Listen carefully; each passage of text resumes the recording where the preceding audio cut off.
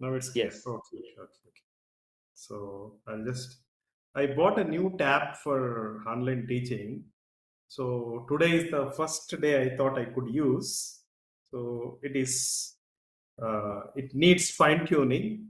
So I'm getting back to the old method. I was using a touchscreen laptop earlier. So I'm getting to that one. So just a few seconds. Uh,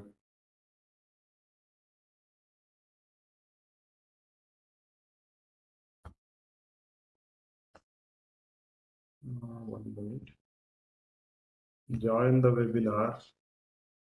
Cancel with the browser. Join as a guest here.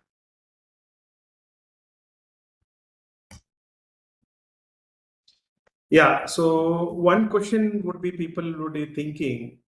So what is this classical mechanics is coming here? The question is why classical mechanics when we are doing quantum mechanics, right? So this is a strange thing. Even myself, when I asked when it is contained in this particular QT-00 and QT-01.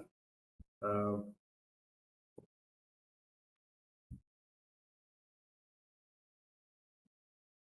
so just a minute. Here the screen. Yeah, you're logged in, sir. Yeah. Text share. The entire screen.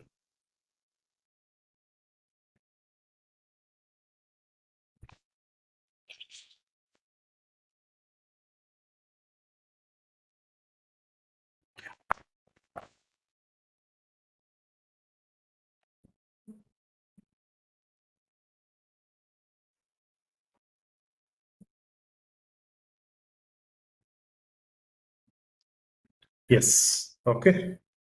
So yeah. So Lagrangian and Hamiltonian mechanics. That's what the title says, right? Okay.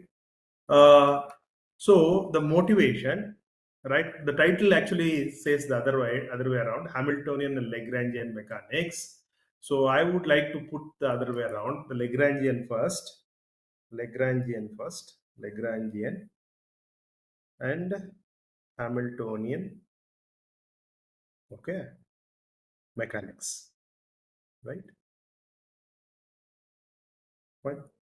So the mechanics means, first of all, right, some kind of something which is changing, as okay, something which is dynamically changing. So we want to see and understand what is that change, right? Okay. So it can be the changes or the dynamics can be at very extremely small, let me say atomic level, okay, and it can be our real world. So this is atomic means microscopic, okay, right, and it can be classical real world, okay, the world in which we are existing. This would be like let's say macroscopic, okay, right. So it can be macroscopic, and the last extreme is, okay, astronomical, okay, like astronomical level. It's a very large scale, much larger than existing the real world scenario, okay. So if the dynamics are occurring in these three cases, fine. So I just want to know how to understand that dynamics, okay, and how to understand, how to, like, let's say convey the idea to somebody, how to do that. That's what I want to know.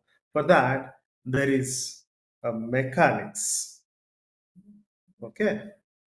It is a study of this dynamics. Mechanics allows me to study the dynamics, okay. Now the question is, let's say the dynamics occurs at a very, very microscopic level, then I need to have a specific method of studying it. If it is macroscopic level, I can study with a certain level, certain physics. Okay. Astronomical level, large scale, I need to use a different method. So why is that so? Why is that such a distinction between all the three things? Because the laws of physics, which is somebody whoever came up with, would not completely explain things at a very small level.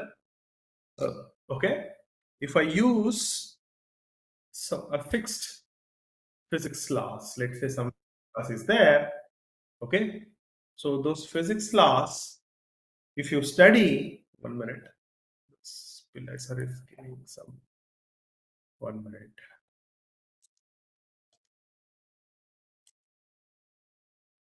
Yeah. Uh,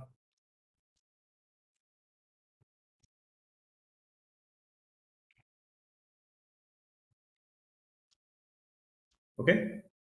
Uh, so if you start studying, let's say, using a branch of physics, which only allow me to study a real world scenario, macroscopic world, if you try to apply that going into the microscopic level, you would not able to study that perfectly, because these laws are going to fail at that point. Okay, right? So because these laws are going to fail at that point to explain, so we need to come up with a new laws of physics which is required to study those things.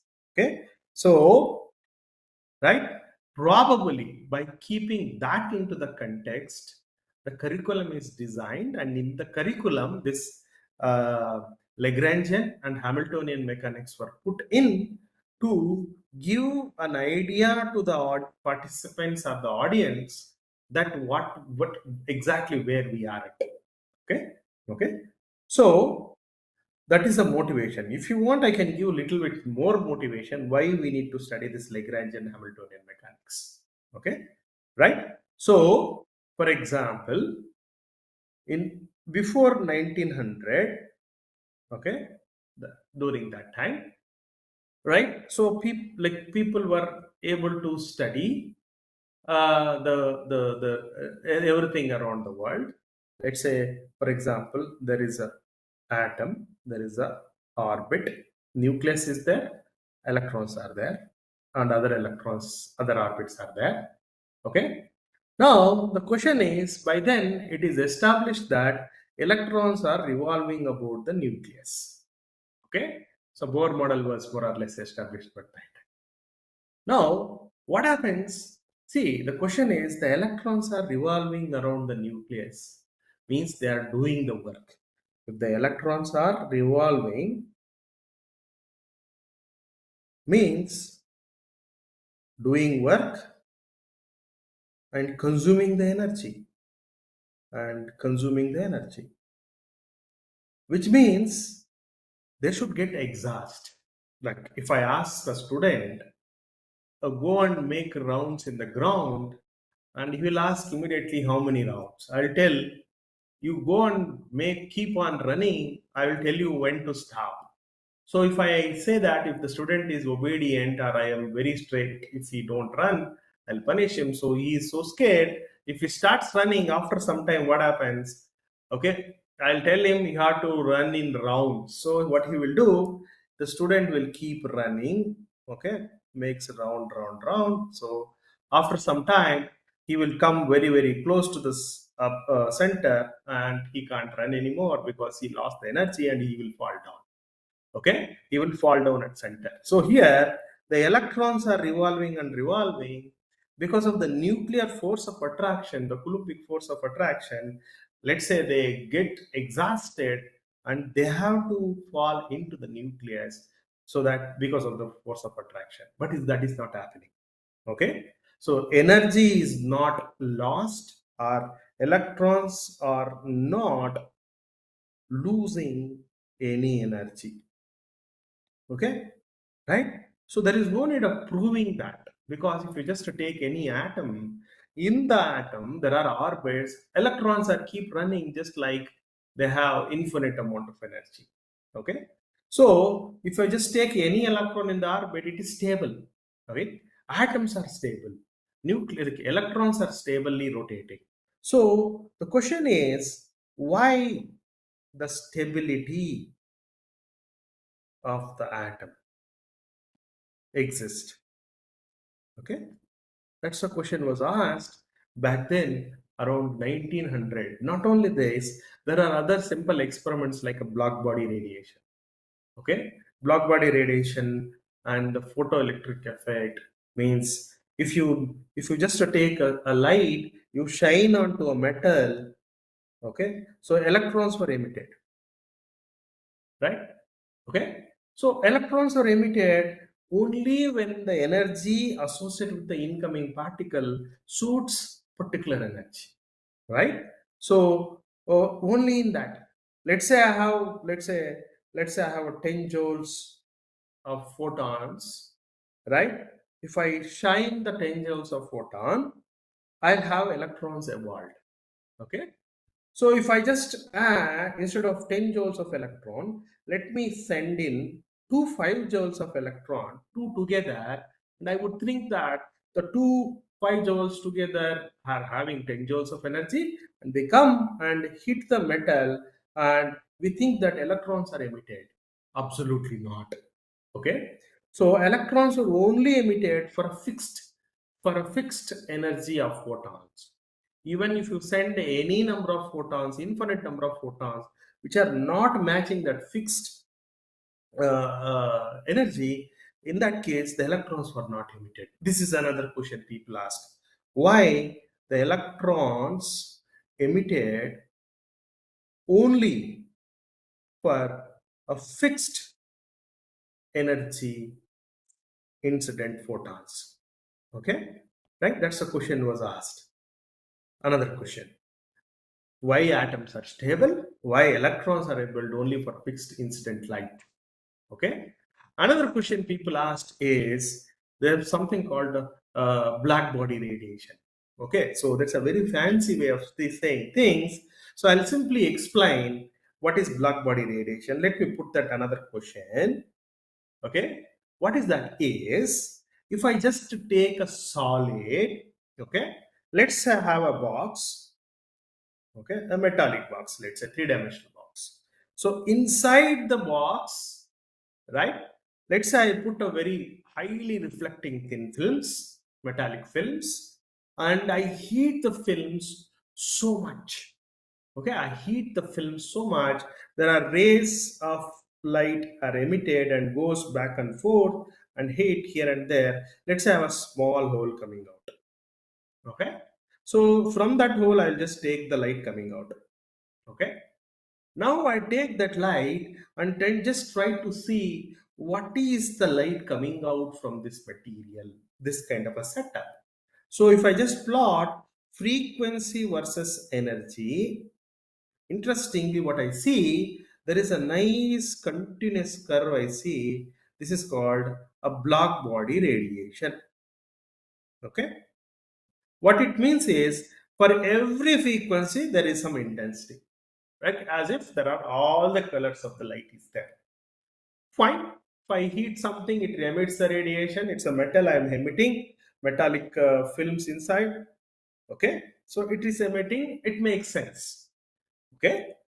And if I just take the other way, instead of heating the filament, heating the inside surfaces, let's say I take the same box. Inside the box, I put some gas. Okay. If I put some gas, right, it is also made up of material. Okay. When I just burn that and see how much light is coming out, interestingly, what I see light coming out is not continuous. It is a single peaks, like one peak of light, another peak of light. Okay, whatever material is there in the gas, only corresponding to those gas, there is a particular frequency and energy is emitted. Okay, since now we are able to see Material and gas is very different. That's why it is so. Back then, people were puzzled. Why there is a discrete spectrum in the case of gas when I burn? Why there is a continuous spectrum when I burn a material?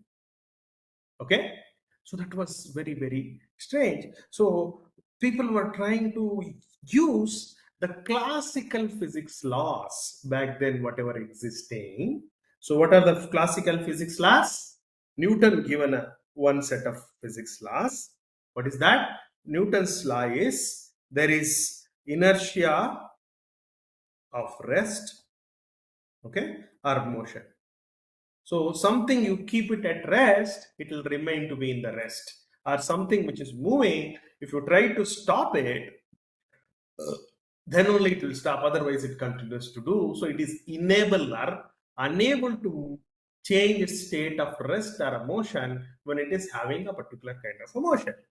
Okay, so that is one law. Second law is, as we all know, force is equal to mass into acceleration. What I mean is, let's say there is an object.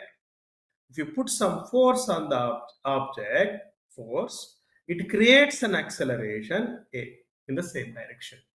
Okay, so where mass would act like a resistance for exerting force, if mass is more, I cannot exert more force, I cannot create more acceleration.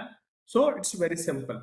Okay, and the third law is there is a force is there, it is exactly equal to the force equal to some action, let's say action and reaction, equal and opposite. If you want, you can put a minus sign.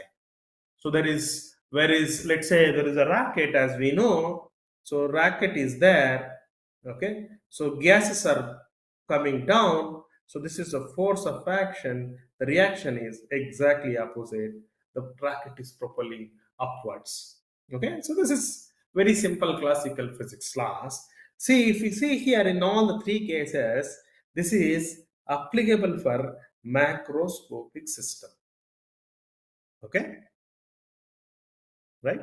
Macroscopic systems, right? So the electromagnetic theory was also there, like a static electromagnetic field or a dynamical field. All those things were there. So and thermodynamics was there. People were trying to use that and understand why the atoms are stable, why electrons were emitted only for a fixed frequency, okay, fixed frequency incident light, and why this black body radiation is different, radiation emitted by gas is different, why radiation emitted by solid is different.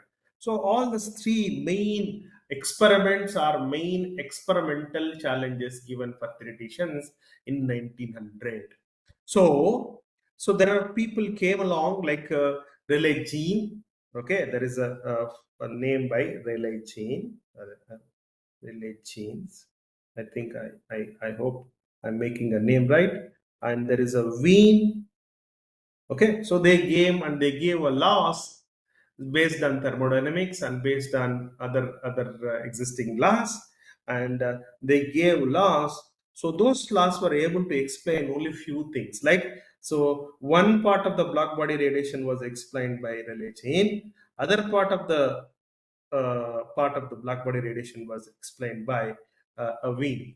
But both of them were unable to replicate why the radiation is continuous in the case of solid.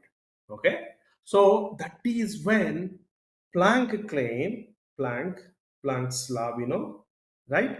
Planck came and he said energy of a wave, okay, electromagnetic wave is quantized.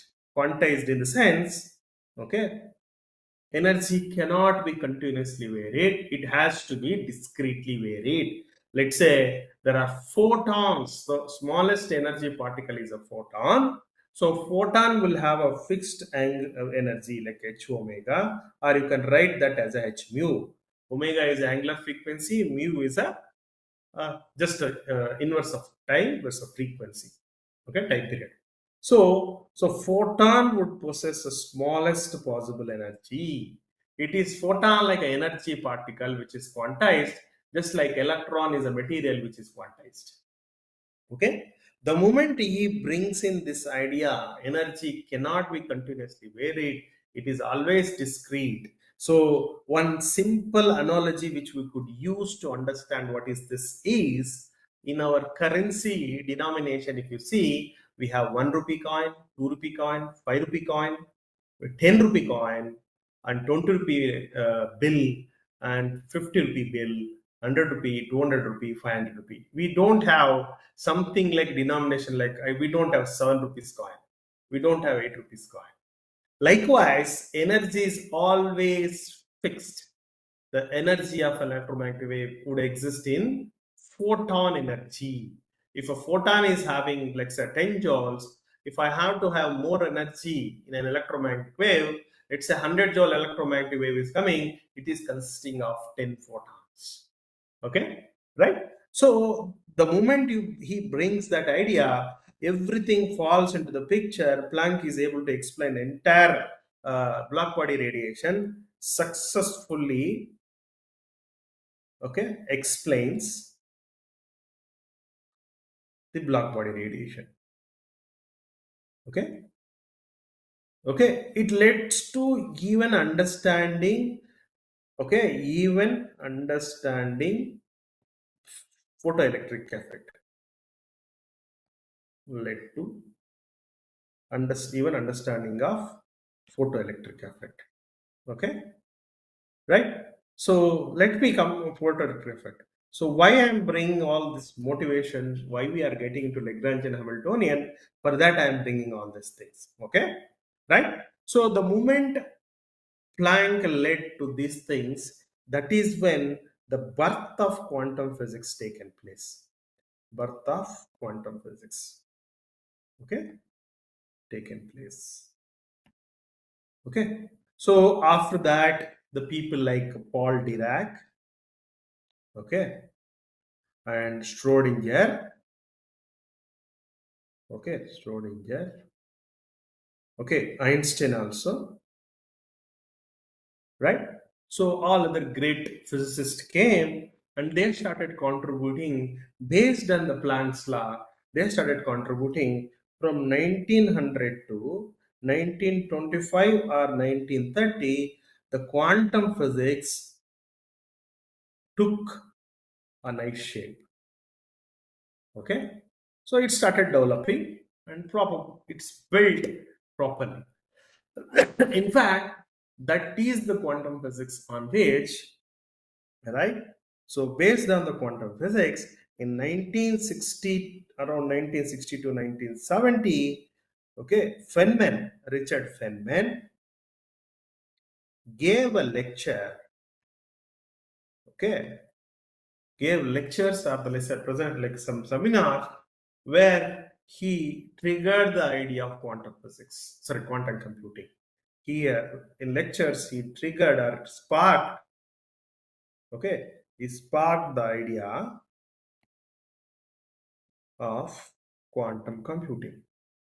Why did he spark this idea? Because, okay, like somebody, maybe it is already introduced for you people, why quantum physics actually taken, but so let's say you take a photosynthesis, the biological activity, okay, photosynthesis, for example, you take a photosynthesis, right? So if you just take a photosynthesis, right, okay, let me save, otherwise sometime it gets disconnected. Okay, photosynthesis, it is a atomic level or microscopic level property, microscopic level event. Okay, so photosynthesis can take place with a very good efficiency, right? Very good efficiency. Okay, that's nice. Means it takes the sunlight, the leaves, okay, leaves would take energy from the sunlight, okay, and takes the nourishment from the ground, okay, minerals from the ground. Okay, I'm talking about the tree. and converts the sunlight into nourishment for the plant with 100% efficiency. Let's say very good efficiency, right? A very good efficiency, they were able to convert the light into the required energy.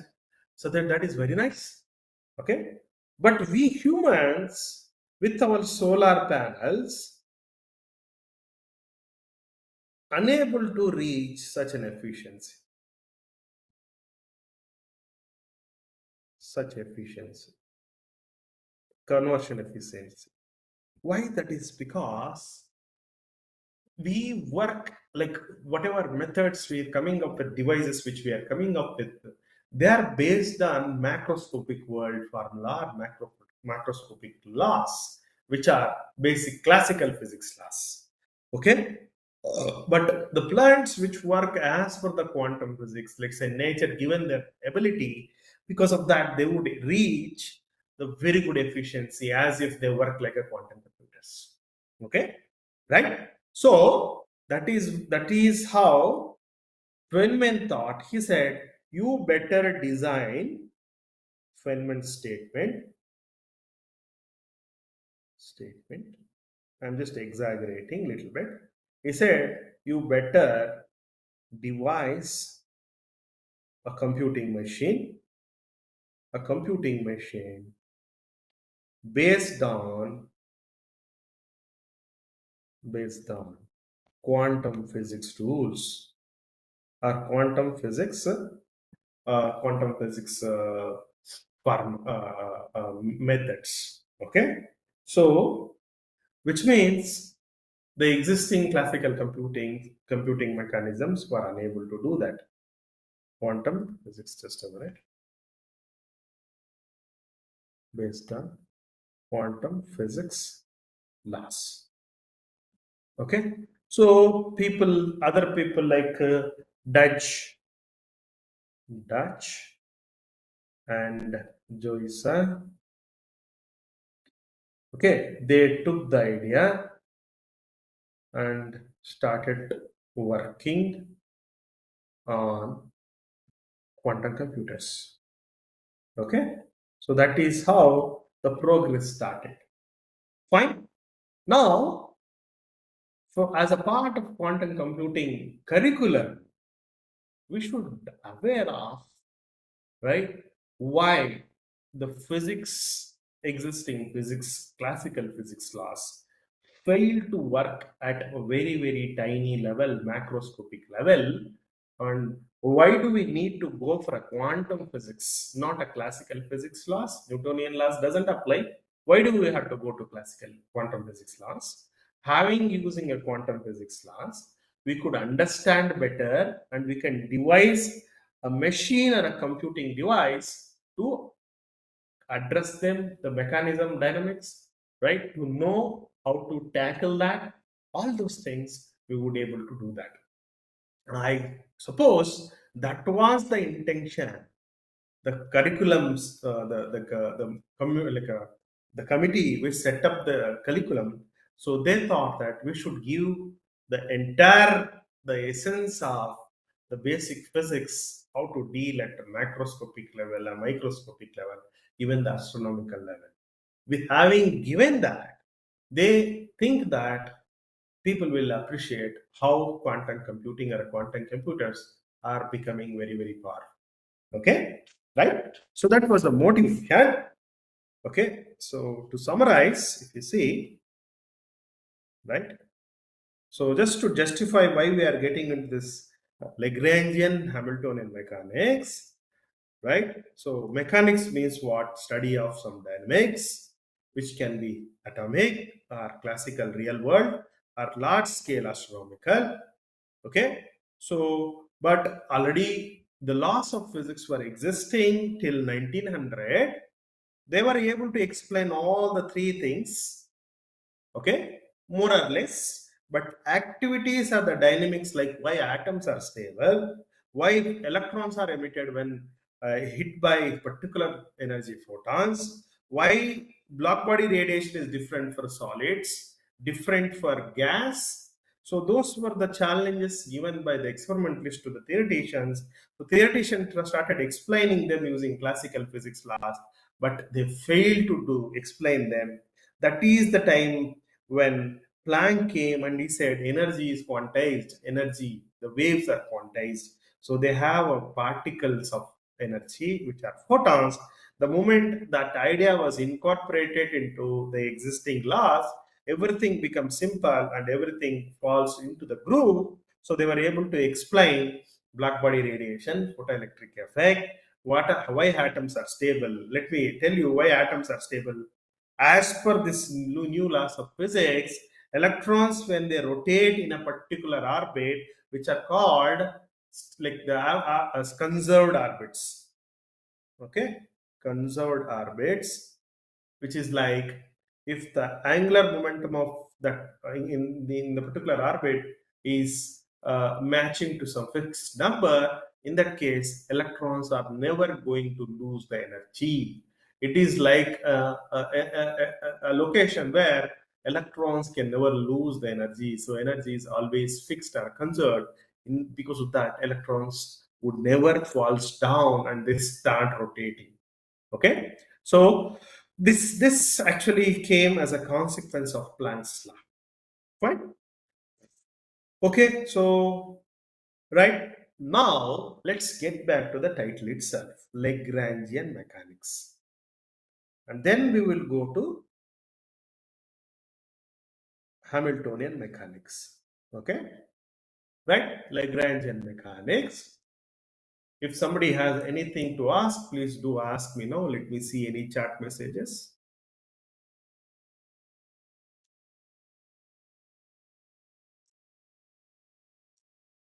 Wait a minute. Ah, ah. Okay, so far so far good. No message, no correct, no doubts. Okay, so Lagrangian mechanics. Let me give what is. It is definitely a classical level, classical regime. Okay, or you can say macroscopic level. Okay, right? It is a macroscopic level. For sure, this has nothing to do with our quantum computing. Okay. Why? Because at quantum computing, the laws of physics which are required to be used to understand is a quantum physics. Okay. But remember, unless you don't have understand of the basic physics, you cannot understand the advanced applied physics of quantum.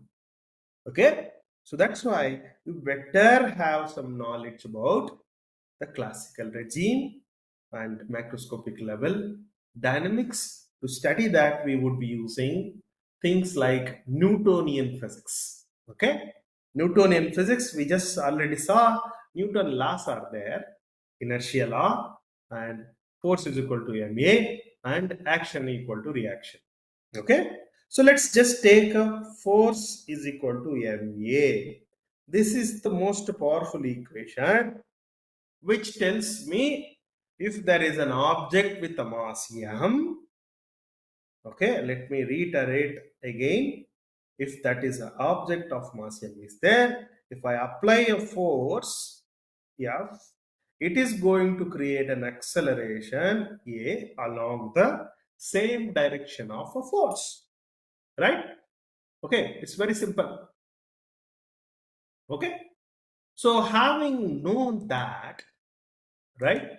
Having known that, what you can say is, right? What you can say is, if I increase the force, definitely acceleration is going to increase. Very simple. If I increase the mass, okay, if m is increased, but the force cannot move, right? I would say force would decrease its action. I will not say force is decrease. The ability of the force to create an acceleration would decrease. Okay, action would decrease. So M is like a resistance applied to the applied, acting on the exerting force. Simple. Now, how should I study this kind of a activity, a dynamics? So what I do, if it moves by a distance x, okay, so that means it will have a velocity dx by dt, velocity object. Okay, if the velocity itself is changing along the path, so I can differentiate the velocity with respect to time. I'll have a double derivative of the position in a given time, which we are calling an acceleration. Okay, so the force is there, F is there, which is equal to mass multiplied by second order derivative of position vector. This is the equation, right? So for time being, let's ditch the directions. You can say the double derivative of position, okay, is equal to, right? Wait a minute. Yeah. Double derivative of position is equal to mass, sorry, force divided by mass. Okay, we are not taking the force, sorry, vector symbol anymore for the reference. Okay. Now this is an equation, a second order differential equation.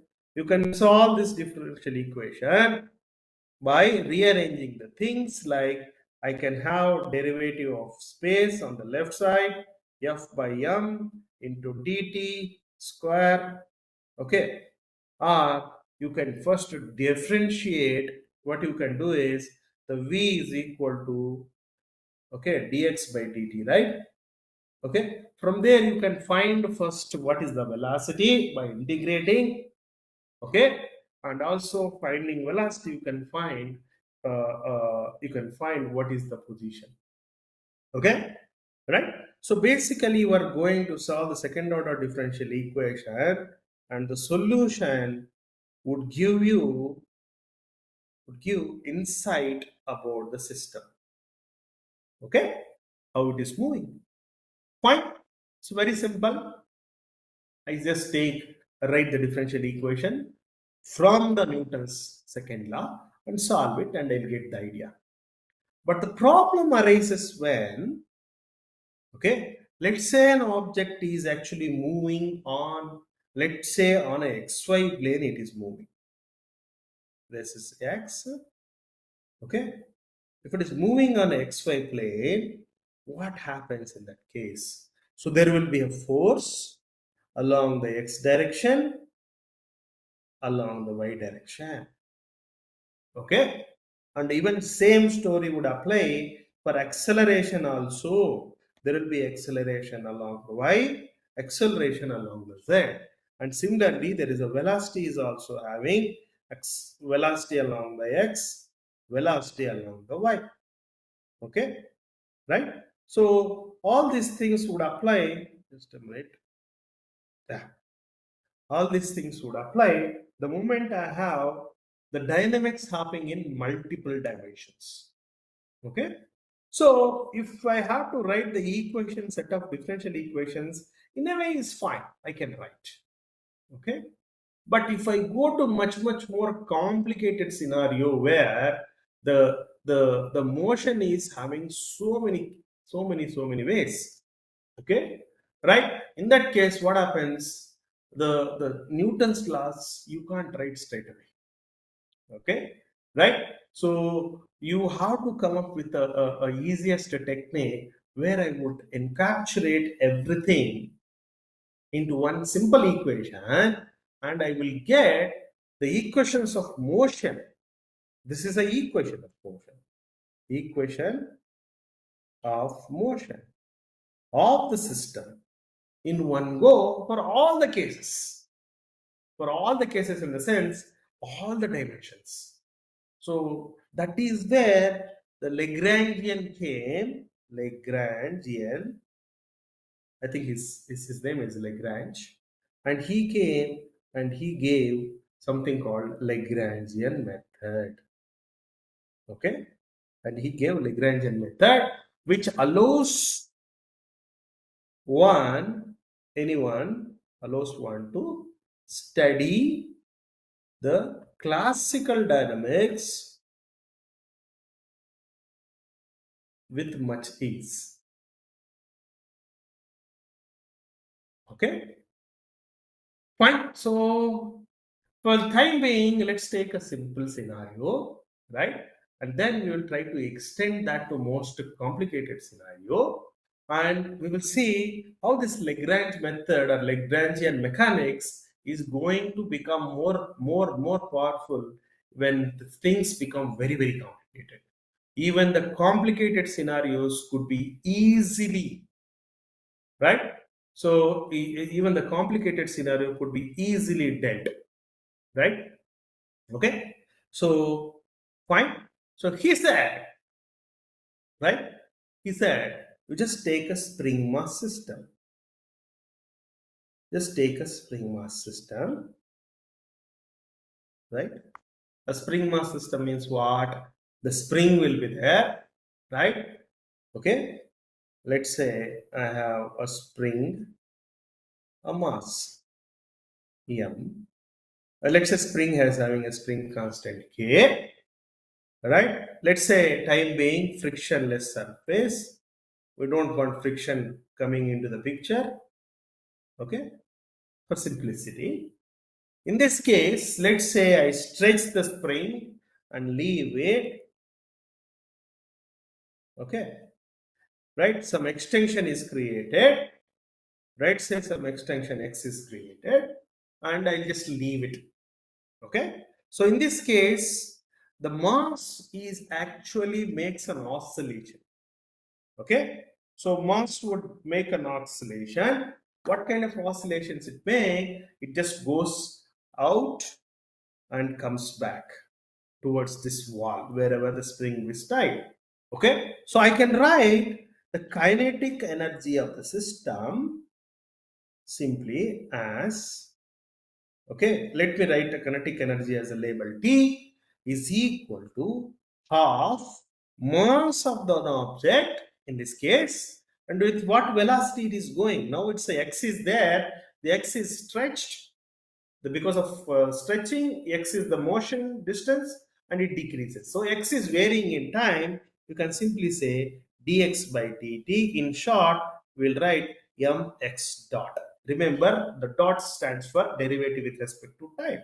So kinetic energy is mx mass into velocity whole square. Remember, we should not miss that. So half mv square is the kinetic energy. Okay, right? So fine. Now the system also has a potential energy. What is that potential energy? Potential energy is something which is comes from inside, internal energy in this particular case. So potential energy in general is, if I have a table, on the table if I place something, okay, and on the table this object has a potential energy, right? So or on the table it has. So that is comes because of the altitude attained by the object. But here in this case, because of the spring's rigidness, it will never allow things to disturb that. But I have disturbed it, so it will try to pull back. When it tries to pull back, right, it can't stay there because of the inertia. It goes back, so it makes an oscillation. Spring makes an oscillation. So that oscillation is created because of this internal potential energy, let's say V, which is actually half k x square if the k is spring constant. Now the question is how? How half kx square? If I say I gave you this half kx square, you might take straight away, yeah, half kx square is fine, spring constant. Spring constant is going to give some energy, internal energy. That is what we are writing. But a student will not satisfy. So we need to show how it is attained. For example, the spring is stretched. Okay, let's say it is stretched by distance x, which is Stretched means the spring is going to create a restoring force. Fr is just exactly equal to negative spring constant multiplied by how much distance it is stretched. So the force is Fr is trying to pull back when I try to pull it out. So frictional force I know, right? But usually when the system is having some potential, okay, if I try to change the potential with respect to position, okay, so I'm disturbing the system, which is just equal to negative of restoring force. Okay, what I mean to say, if I just try to disturb the system and its potential energy, that comes as a restoring force. Okay, so which means I can equate both the equations and show that dv by dx is simply equal to kx. Okay, now if you say there is a x on the left, so if I rearrange, dv is equal to kx dx. I can integrate, let's say the position runs between 0 to x, and potential, let's say some 0 value to it becomes some very capital V. Okay, so if I just integrate, I can find what is the potential energy is equal to simply half kx square. That is what I used here. Okay, very good. So now I know what is the kinetic energy of the system, potential energy of the system. Lagrange said, you please take the difference of kinetic energy with the potential energy and call it as Lagrangian. Okay, so he said, take potential energy and subtract kinetic energy from that, because both are of energy dimension. If you do that, you will get a new variable. Okay, it is called a Lagrangian. Okay, and he said it is not like an energy, but it is of energy dimension. The beauty of this Lagrangian is, okay, right? Euler along with Lagrangian gave an equation, Euler-Lagrange equation. Interestingly, that is like equations of motion, EOM.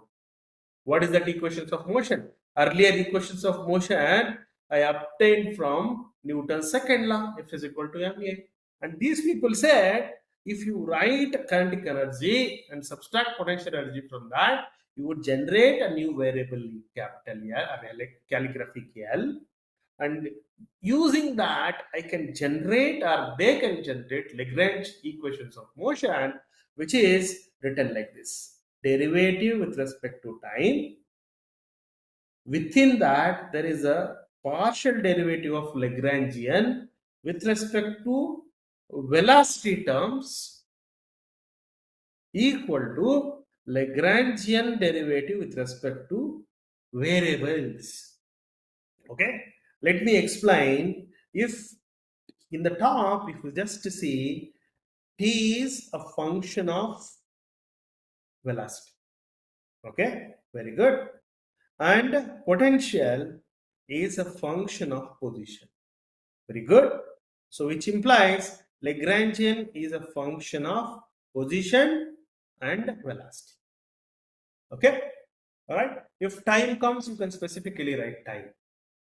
Moreover, remember, x and x dot are actually time dependent. So what you can say, Lagrangian is also a function of time, indirectly for now. Fine. Now, if you just see here, there are two variables involved in the Lagrangian function. So you can differentiate the Lagrangian with respect to a position, and also you can take a Lagrangian, differentiate with respect to the variable variable derivative. In this particular case, let's say velocity. So if x is a position, x dot is a velocity. What they say, you find them and take them, put it in the above equation, which is going to give you a equations of motion. That is what they said.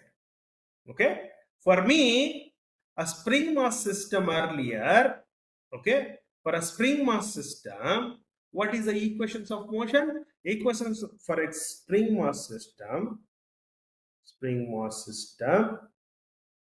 okay, as per F is equal to ma. What I have for a spring mass system, F is equal to ma, I'll have mass into double derivative acceleration is equal to spring mass force, means I am creating a restoring force from my force equally. So I can write mx double dot is equal to minus kx. This is the equation of motion obtained from Newton's second law. Okay, but the Euler-Lagrange is saying if you can use the Lagrangian method, okay, if you can use the Lagrangian method, you can obtain the same in much easy fashion. That is what they're saying. Okay, so time being, I know what is the Lagrangian. What is the Lagrangian? Let me write down what is the Lagrangian.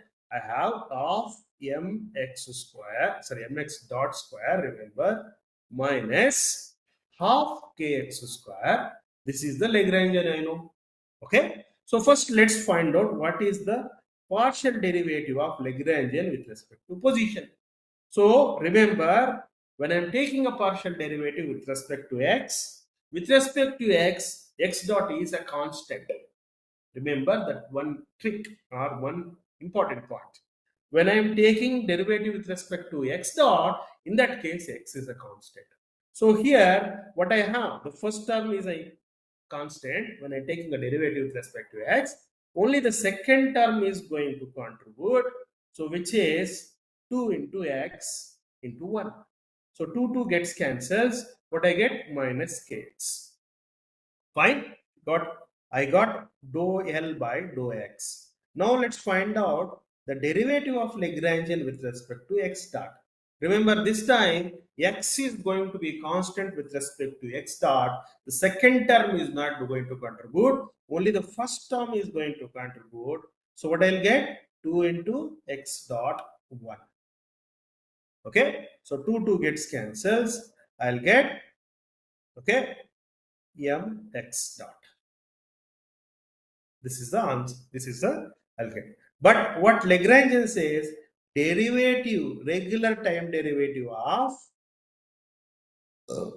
Lagrangian derivative with respect to position is equal to dou Lagrangian derivative with respect to position is going to give you equation of motion, or the dynamical sys equation, which would give you a solution which explains everything about the system. Okay, fine. So just now I found the things, you just substitute. What I get? Time derivative of mx dot is equal to minus kx. Okay, right? So what is the left hand side? That would be mx double dot and minus is equal to minus kx, which is equal to mx double dot plus kx is equal to 0. If you remember, what was the equation as per the Newton's second law? Same, right? So beautifully, if you rearrange this, x double dot equal to, sorry, not equal, you can just put, rearrange k by m into x is equal to 0. This is linear equation, okay, in x variable, second order linear equation. This is going to have a solutions. What kind of solution? It will have a sinusoidal solution.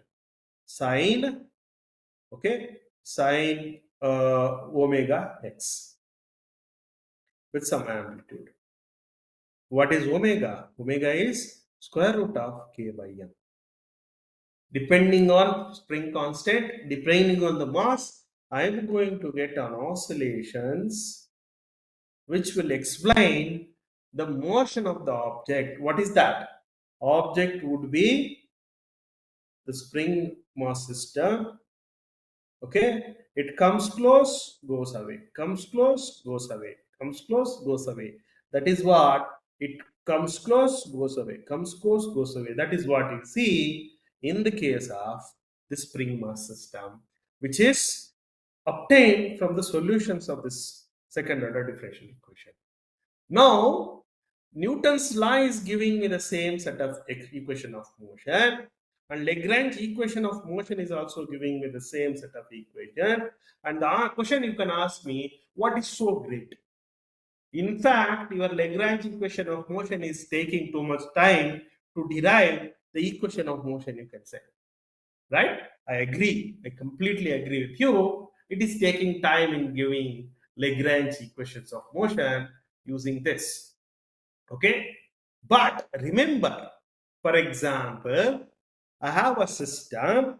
Let's take a complicated system, complicated or a complex system.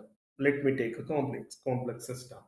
In the complex system, let's say I have a spring mass system. Now, interestingly, what I'll do, I'll have a spring mass system like this. There is a mass, there is a spring with a spring constant. Okay, initial length is L. If it is stretched by distance R, so this would be the actual length at a given point. Okay, fine. Now the spring can also make an oscillation along this line, right? Spring can make a basic pendulum oscillation. Also, spring mass can make an oscillation towards the pivotal point and away from the pivotal point. See here in this case, the dynamics occur in the direction of radius, also in the direction of theta, right? Even though it is making an oscillation on an xy plane, let's say if you put xy plane in the vertical line, so you'll have oscillations both along the oscillations along the theta direction. So this is very, very complicated. We can't deal this situation in the Newton's second law formula. Okay, so here things become very, very simple if I use Lagrange equations of motion. I love Lagrange equations of motion. Okay, right? So Lagrangian mechanics, okay, suits best here. Okay, because there involves multiple dynamically varying parameters, or you can say variables itself. There is a r and there is a theta. Now, for example, okay, so let's derive few things before getting into this scenario, how to deal this complex system. Okay, so let me reduce my pen thickness, maybe. Yeah, fine. So first of all, I want to write a Lagrangian here in this case. In this spring mass system case, I want to write a Lagrangian. Okay, let me take a new notebook. I think okay, let me export this, save, and let me take a new notebook. Okay, fine. Now, let's say I have a spring mass system.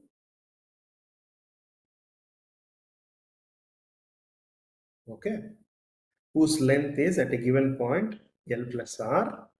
Okay, another one is better. And it is having a spring constant. Let's say there is a theta. Okay, this is a spring mass system. Okay, now let's say I want to write down the Lagrangian of this system, which is having kinetic energy and potential energy.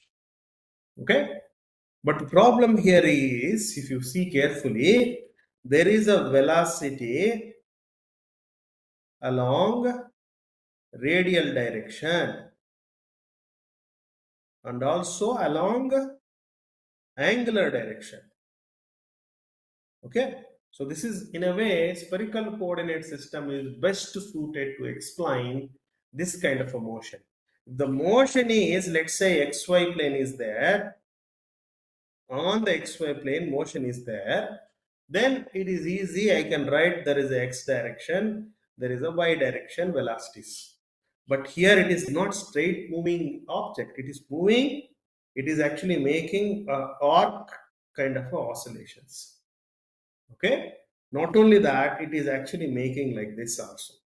It is moving arc as well as moving away and close to the pivotal point. Basically, it is just oscillating like this, probably. That is one kind of an oscillation. I'll show you at the end what are the different kinds of oscillations it can make. Now, the velocity is having radial direction as well as in angular direction. For that, what we have to do, we have to bring in the polar coordinate system. Okay, right? So, what is this polar coordinate system is? If you just take a spherical Cartesian coordinate system, this is Cartesian coordinate system. If you carefully see, the I direction always fixed, z direction always fixed. They are not going to change. But in polar coordinate system, if you see, what is polar coordinate system? By the way, the radius is varying away from the center. See, radius is moving away from the center. Let's say in this direction, radius is 1. In the other direction, radius is different. So r vector is always changing. R vector is in one direction, one case, another case. Okay. And what about theta vector? Theta unit vector. Theta is changing even along the circle. Okay. So theta is also changing. So at any given point, you can say r vector is like this, theta vector is like this. Okay. Just like I and j are perpendicular. Similarly, r cap, theta cap are also perpendicular. Okay. Now, just to know the relations between r cap and theta cap and I and j, what I can do, let's just drag that r cap and theta cap to the center. What I am doing, carefully if you see, r cap is there, theta cap is there. So r cap and theta cap. I did not do anything. I just brought this to the center so that I can put relations between unit vector I cap and j cap. Now let's say r cap is making a theta with the I cap.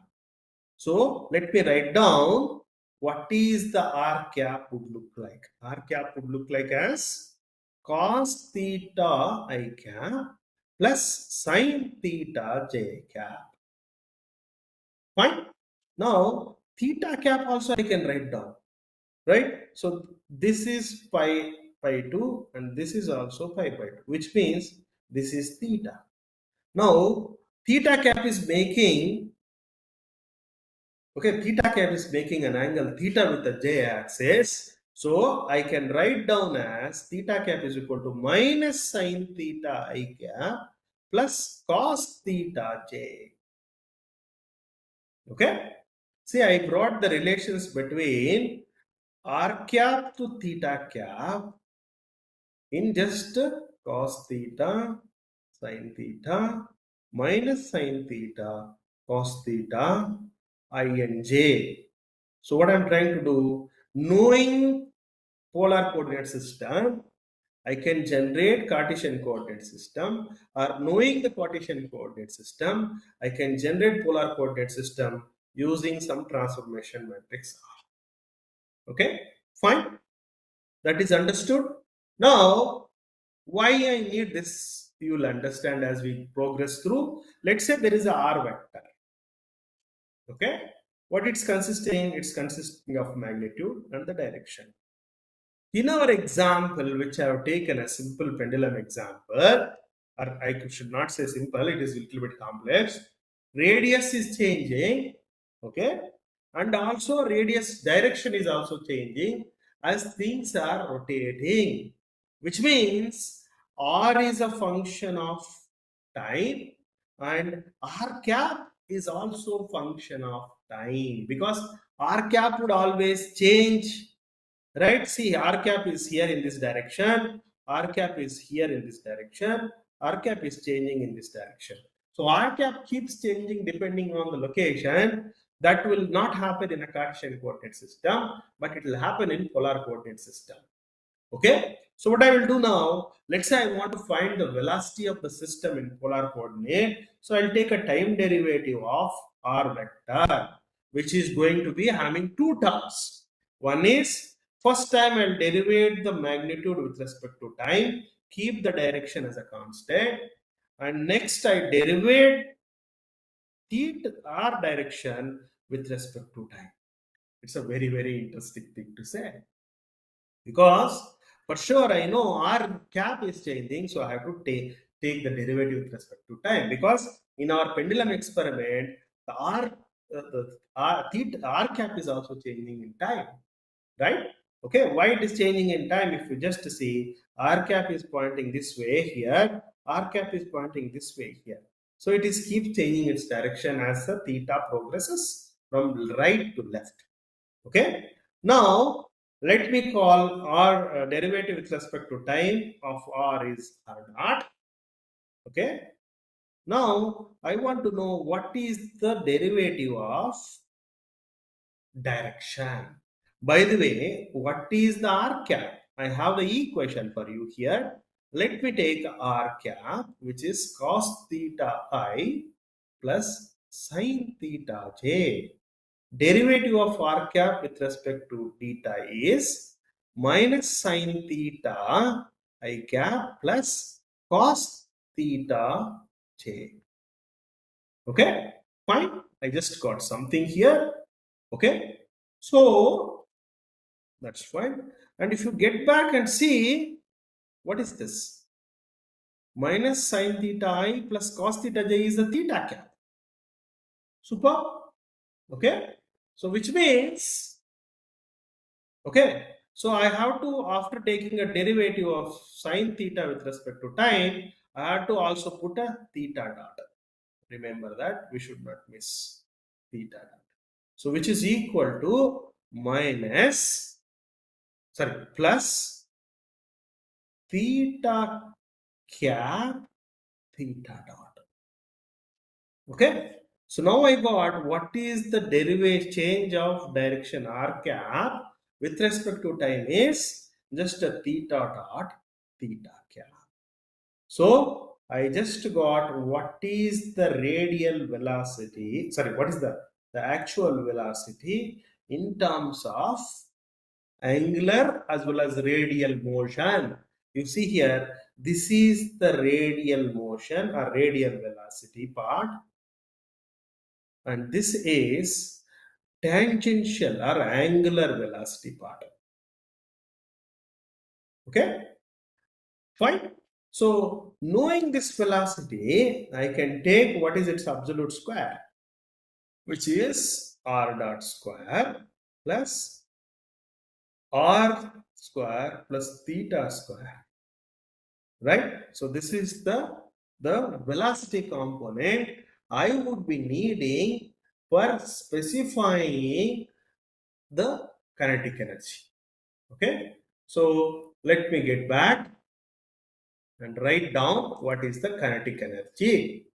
So kinetic energy is, okay, kinetic energy is half mass into the r dot square plus r square. But in the case of my spring mass system, if you get back, what is the position? Position is L plus R. Okay, so position is L plus R. When I take a derivative of L plus R, L is constant anyway, so it is going to give me R dot. But here in this case, I have to put R plus L whole square plus theta square. Very important. You should remember that. Okay. So why L is not there in this case? Because when I have my R is actually R global is R plus L. When I take a derivative for global, I'll get only, okay, I did miss,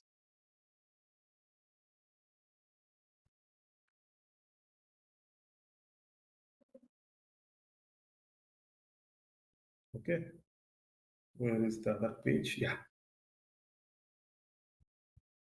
yeah. So R dot is simply R dot because L is a constant. Okay. So kinetic energy I got simply. Now I want to find what is the potential energy.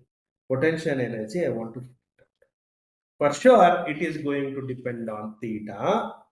For sure it is going to depend on R. For sure it is going to depend on angular theta or velocity. For sure it is going to depend on radial velocity. It's a function of all these things. Or at least it is going to be a function of theta and R for sure, may not be a function of these two things. Okay, so let's try to find out first the potential energy, and remember the spring is also going to create a potential energy here. Okay, so first of all, plus spring internal energy, that is also there. We have to incorporate that. First of all, let's try to find out the potential energy. First, let me bring a simple example. Let's say there is a table. On the table, I have a mass. Let's say table is of the height h. So potential energy of this particular object, potential energy of the object is m into g into h. Okay, right? Yeah. So somebody was saying derivative with respect to theta. I'm not taking a derivative with respect to theta. I'm taking derivative with respect to tan. Okay, fine. Okay. So I'll just give a break for 5 minutes just to conclude this, and I'll give a break if you want. Okay. So potential energy of this object is m into g into h. Fine. So this is of potential energy comes because of the altitude, right? Because of the height. Now let's say I have a ceiling is there. From the ceiling, I just hang an object M. Okay. So in this case, the potential energy with respect to the ceiling, let's say this is of the same height h. So potential energy in the previous case in a positive direction. Okay, in a positive direction. Okay, here potential energy is in the negative direction. Why I'm saying negative direction? Because with respect to the reference point, with respect to reference, it is in the downwards. With respect to the reference point here, it is upwards. So in the upward case, I'll write a positive mgh. In the downward case, potential energy, I'll write it as mgh negative.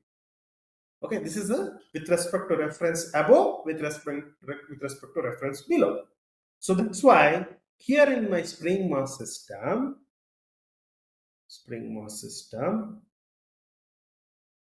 okay, L plus R. So let's say there is a gravitational force. There is a restoring force created. So there is a, because of gravity, this is the theta, if this is the theta, so this would be mg cos theta. So restoring force would be acting away from this mg cos theta, right? Okay, fine. So now I want to write what is the potential energy of this object.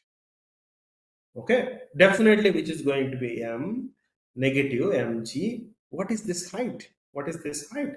This height is, okay, L plus R into cos theta. mg h. So this part h is L plus R cos theta. Fine. So now I just got what is the potential energy of the system with respect to the surface, the ceiling pivotal point. I can also get this mg L plus R into cos theta, even from this, using this relation of restoring force. What it is saying, the restoring force becomes equal to mg cos theta here, Fr. By the way, what is the restoring force? Yes, restoring force is minus dv by dr and d theta and second order derivative. You know why? Because the velocity, potential energy is going to change with respect to position and with respect to time. And I have to say minus mg cos theta, because they're all opposite. So negative negative cancels. Okay. So second order derivative of v is mg cos theta dr d theta. Okay, so I have to differentiate, integrate twice on the left because I have a double derivative. On the right, I'll have derivative with respect to r and also derivative with respect to theta. Okay, let me write down left hand side. I'll get v as a function of r and theta is equal to mg integration of sine theta d theta integration of dr. Okay, so dr gives me just 0 to L plus r, the length, maximum length, and sine theta d theta is what? Just a cos theta. Okay, so I am going to get mg L plus r cos theta of the potential energy. Remember, I want to subtract this potential energy. Okay, here in this case, so there is a minus sign somewhere we missed. Okay, so let me say the minus sign is here. Okay, somewhere minus sign should be captured. Okay, fine. So I just got potential energy. Now, what is my Lagrangian? Lagrangian is kinetic energy R m r dot square plus r plus L whole square theta dot square plus mg L plus r cos theta. It is not done. I have to take internal energy because of the spring constant. See here, what is the internal energy? It is a half k. How much is being stretched? Let's say R is the amount of stretching of k square. So now I got kinetic, overall Lagrangian. If you carefully see, Lagrangian is a function of R, is a function of, just a minute, it's a function of theta, it's a function of r dot, it's a function of theta dot. So the system is having variables of position, angular velocity, okay, and radial velocity. All those three things are there. In this case, if I have to write down the Newton's second law, it is going to be very, very tough. I can't write angular velocity, angular acceleration, all those things. This is going to be very difficult. Okay, but if I follow this Lagrangian equation method, it is going to be very, very simple. What it says, let's say I want to have a equations of motion for r variable. So what they say, take a derivative of Lagrangian with respect to r dot and take a time derivative of this quantity is going to give you dl by dr. This is the equations of motion for r variable, they say. Okay, first let's say find out what is dou L by dou R theta. How many terms are there with a theta dot or theta dot? There is only one term. So there is no other term. Everything else is a constant. You can simply say half m 2 into r dot. Okay, 2 gets cancels. I'll get m r dot. Okay, right? So there is also changes with respect to time, right, sir? What time derivative theta is not taken there? Okay, so see, when I'm differentiating with respect to t, Okay, let's see now. Differentiating with respect to time, m or theta dot. So m is constant. R dot is a velocity, which will rate of change of velocity with respect to time is just acceleration. So R dot doesn't have a theta in it. Okay, R cap has a theta in it. Remember, R doesn't have a theta in it. Okay, fine. So like somebody was saying, when I take a time derivative of R cap, which I will have theta variation in that. So there is a theta dependency. There is a theta dependency, but the theta dependency is not there in simply R. Okay, there is a theta here, but there is there is no theta. There is no theta. Okay, here. Fine. Now I just got what is the left hand term. Right hand term is okay. So here, what are the terms with the R? There is one term here. There is another term. There is another term. We have to be very, very careful. There are three terms. So let me find out dou L by dou R is equal to, okay. So first term is going to give me half m 2 into r plus L theta dot square. It is a constant with respect to r, right? So this is the term I am going to get. Okay. So 2 gets cancels. I'll have m r plus L into theta dot square. Okay. What is the first term? What about the second term? Second term is, okay, mg cos theta. So derivative of this with respect to r I am taking. L is constant. This is derivative of r is 1. So I'll have that. Okay. And one more term is there. What is that term? Half kr square. Half kr square with respect to r is going to give me half into k into 2 into r. 2 gets cancels. I'll get plus mg cos theta plus kr. So this is the term I am having for the derivative of Lagrangian with respect to r. Okay, so now I'll put the equation carefully. Okay, okay.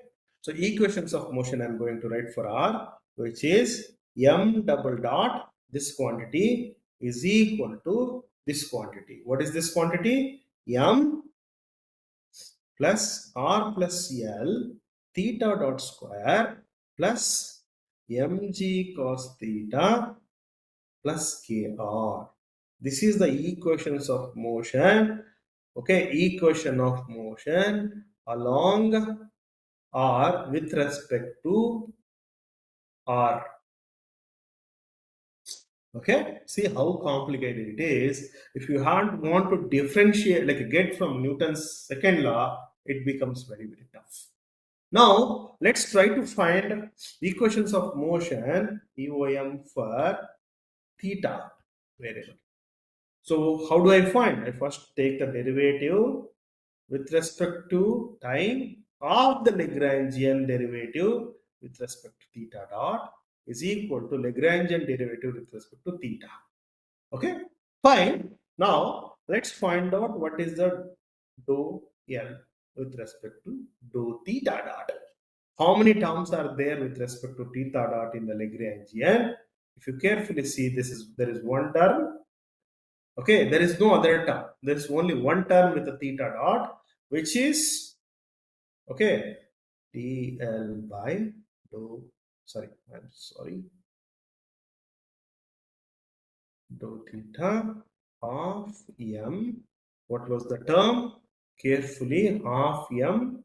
Okay, r plus L square theta dot square. This is the term. Every other term doesn't have theta. So this is going to give me half r plus L m r plus L 2 into theta dot. 2 cancels. So I'm left with m into r plus L into theta. Okay. But what I want to have time derivative of that quantity, which is m r plus L theta double dot. Okay. Remember, I am missing something here. I have to take a time derivative, right? So when I'm taking a time derivative, okay, whatever is inside, if something varying with respect to time, I have to take that also. So you can't just simply ignore the derivative with respect to this. So what I'll have m, okay, theta dot r dot. Okay, so when you differentiate this one with respect to time, one term comes because of this derivative, one term comes because this derivative. That is I have here. I'll not have L here because time derivative of L is 0. Okay, fine. So I just got what is the equation. Remember, I did miss some 2 here. I don't think so. Okay, fine. Okay. Now, what is dou L by dou theta? How many terms are with respect to theta in the Lagrangian? You see, there is a theta here. There is nowhere else theta is there. Only one term is there, which is mg, derivative with respect to time, mg cos theta into L plus R. This is the thing. Everything else is constant with respect to theta except this term. So I'm going to get minus mg L plus R sine theta. Okay. Now I can write what is the Lagrange equations of motion. So left hand side is this quantity, right hand side is this quantity. Okay. So let me write down m into r plus L theta double dot plus m into theta cap r cap is equal to minus mg L plus r sine theta. This is the equations of motion what I have in the case of theta. Okay. See, this is also going to be very, very complicated. If I have to derive from Newton's second law, it is not that easy. Okay. So take both the equations together. Okay. What the equation? Let's say call this equation 2.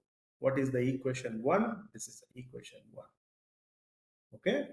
So equation 1 and equation 2, what you can do, right? So wait a minute, is there a half kx square or minus half kx square? Okay, this is a minus, na? I'm sorry. This is a minus sign. Okay, T minus V, right? Potential energy, sorry. Lagrangian is T minus V. Okay, so that is the minus sign. This is a minus sign. We have to be very careful when writing the minus sign. Okay, it leads to mistakes otherwise. Okay, fine. Now let me write down both the equations together, which is going to be r double dot r plus L. I'll just straight away write from here. From here I'll write down. Okay, theta whole square plus g cos theta minus k by m r. I just divided the entire equation by r. Sorry, entire equation by m. So I'll get this and rearrange the second equation into theta double dot is equal to minus 1 by r plus L. Okay, g sine theta 2, oh sorry, some r theta theta cap. Okay, something I think if some factor is missing, I'm just writing from here. If some factor is missing, that is only one atom. Okay, More other than that, these are the set of two equations. One is with respect to r, another is with respect to theta. Okay, if you see these two things are coupled, okay, it's so coupled, it's not easy to solve them.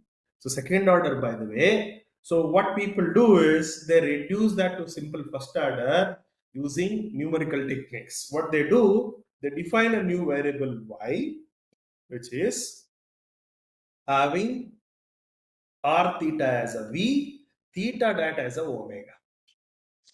Okay, if they define just like a vector r v, okay, r v theta and omega. R dot is v, theta dot is w. If I have that, I can write a differential function y of t is equal to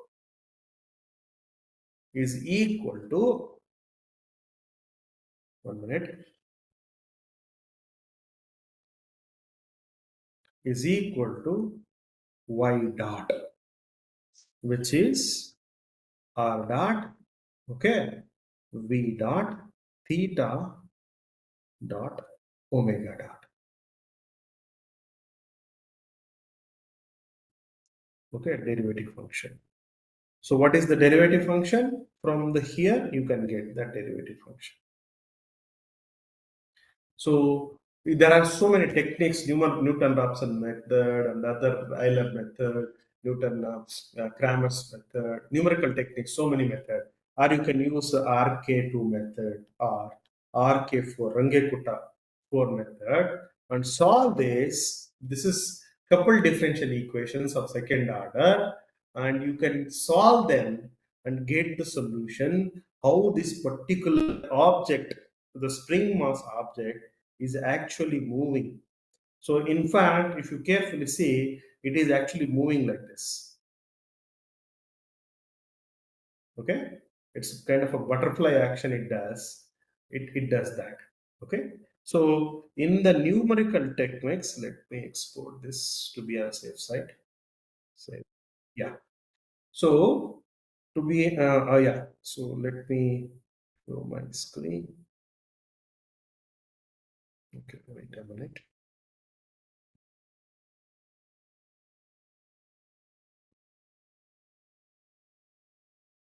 Yeah.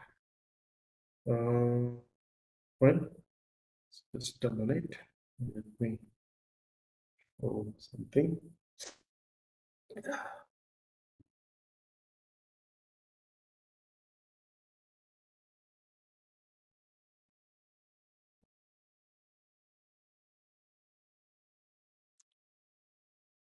We have 20 minutes. I'll finish the Hamiltonian mechanics in that remaining part.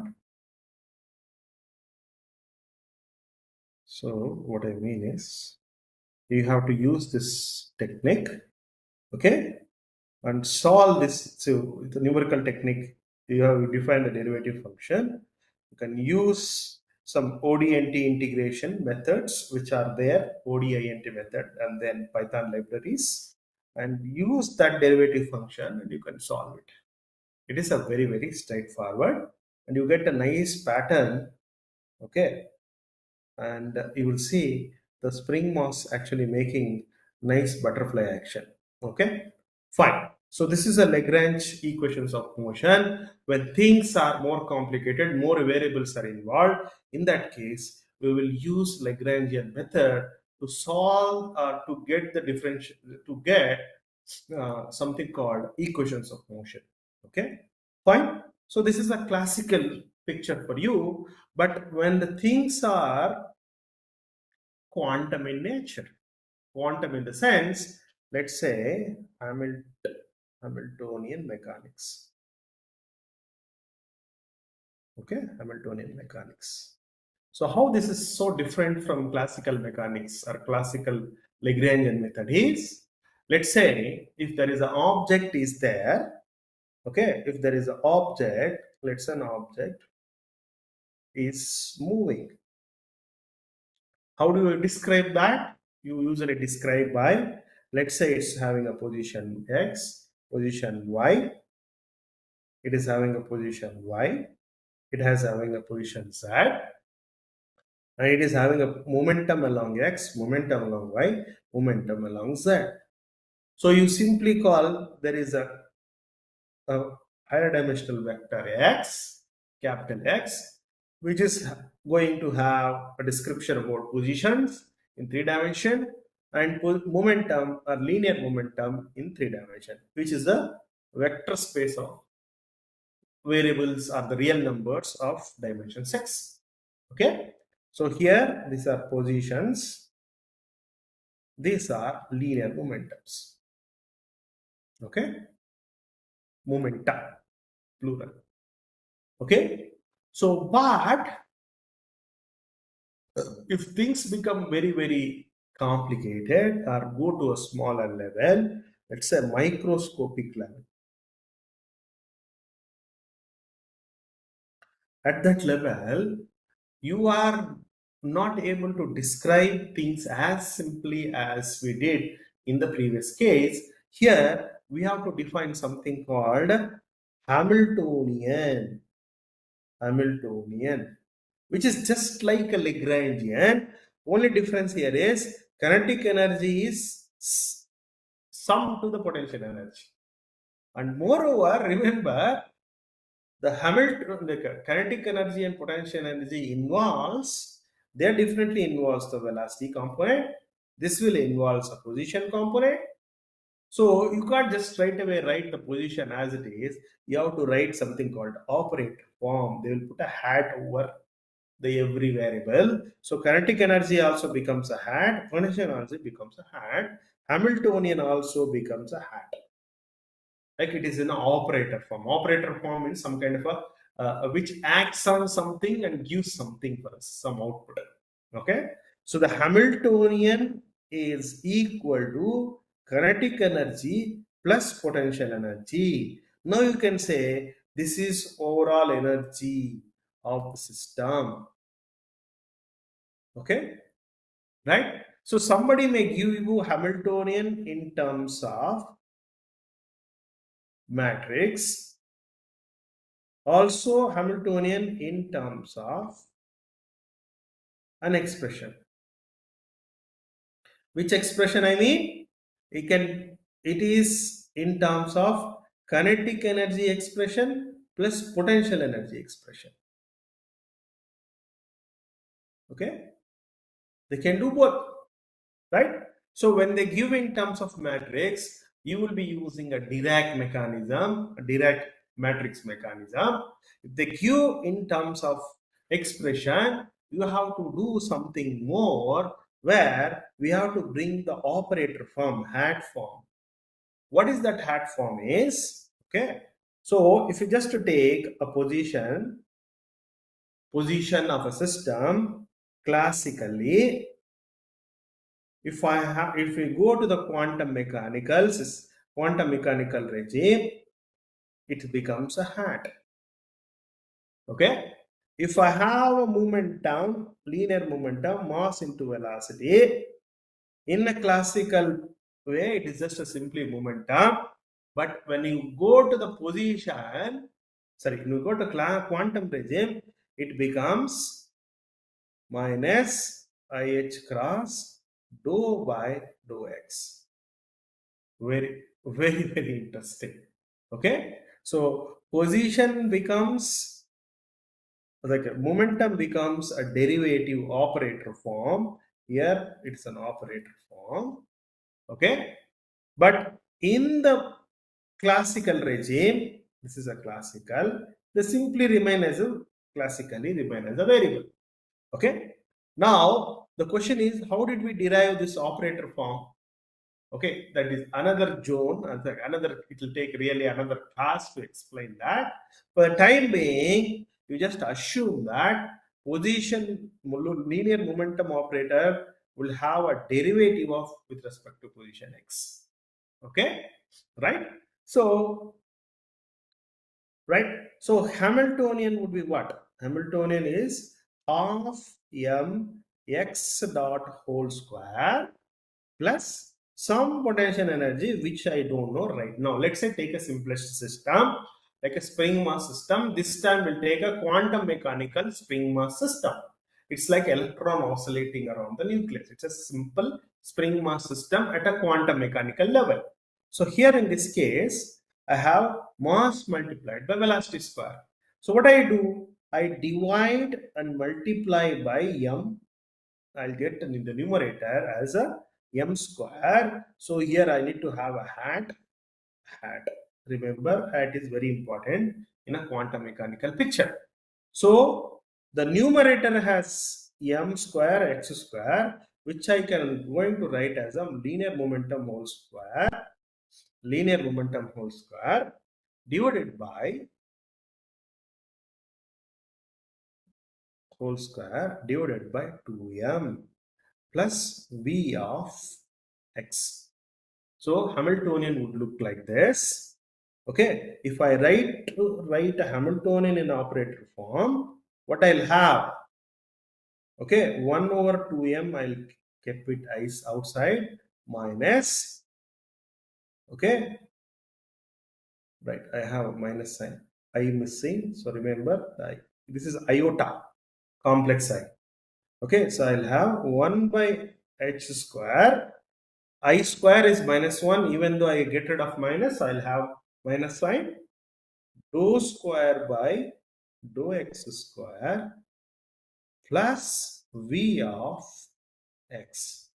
This is the Hamiltonian in an expression in an operator form. If somebody can give, so you have to take that, and we can, let's say a quantum system and a particle in a box or anything is represented by a Dirac. Okay, they can represent by Dirac ket. This is a Dirac ket, or they can give an expression of one wave function. This is a wave function in matrix form. This is wave function in a equational form. Okay, fine. So depending on the scenario, we have to adopt which form. Now let's say somebody is given me a H matrix Hamiltonian. How do I get equations of motion? The question is getting equations of motion when Hamiltonian is given. Okay, we saw how to get the equations of motion when Lagrangian is given, or if I know total energy of this kinetic energy of the system and potential energy of the system, if I know, I was getting equations of motion. In this case, I want to get the equations of motion. Okay, so Hamilton given us a set of equation which is called Hamilton's equations of motion, which is, you just take a Hamiltonian, take a derivative of the Hamiltonian with, let's say the system is having, let's say H is having position dependencies. There are so many positions, there are so many linear momentums. Let's say it is also dependent on time.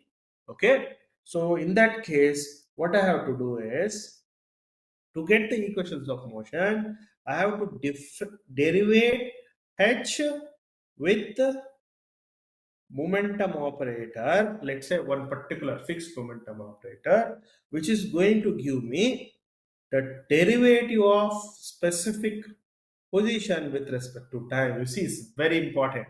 On the left hand side, I have a partial derivative. On the right hand side, I have a fixed time derivative.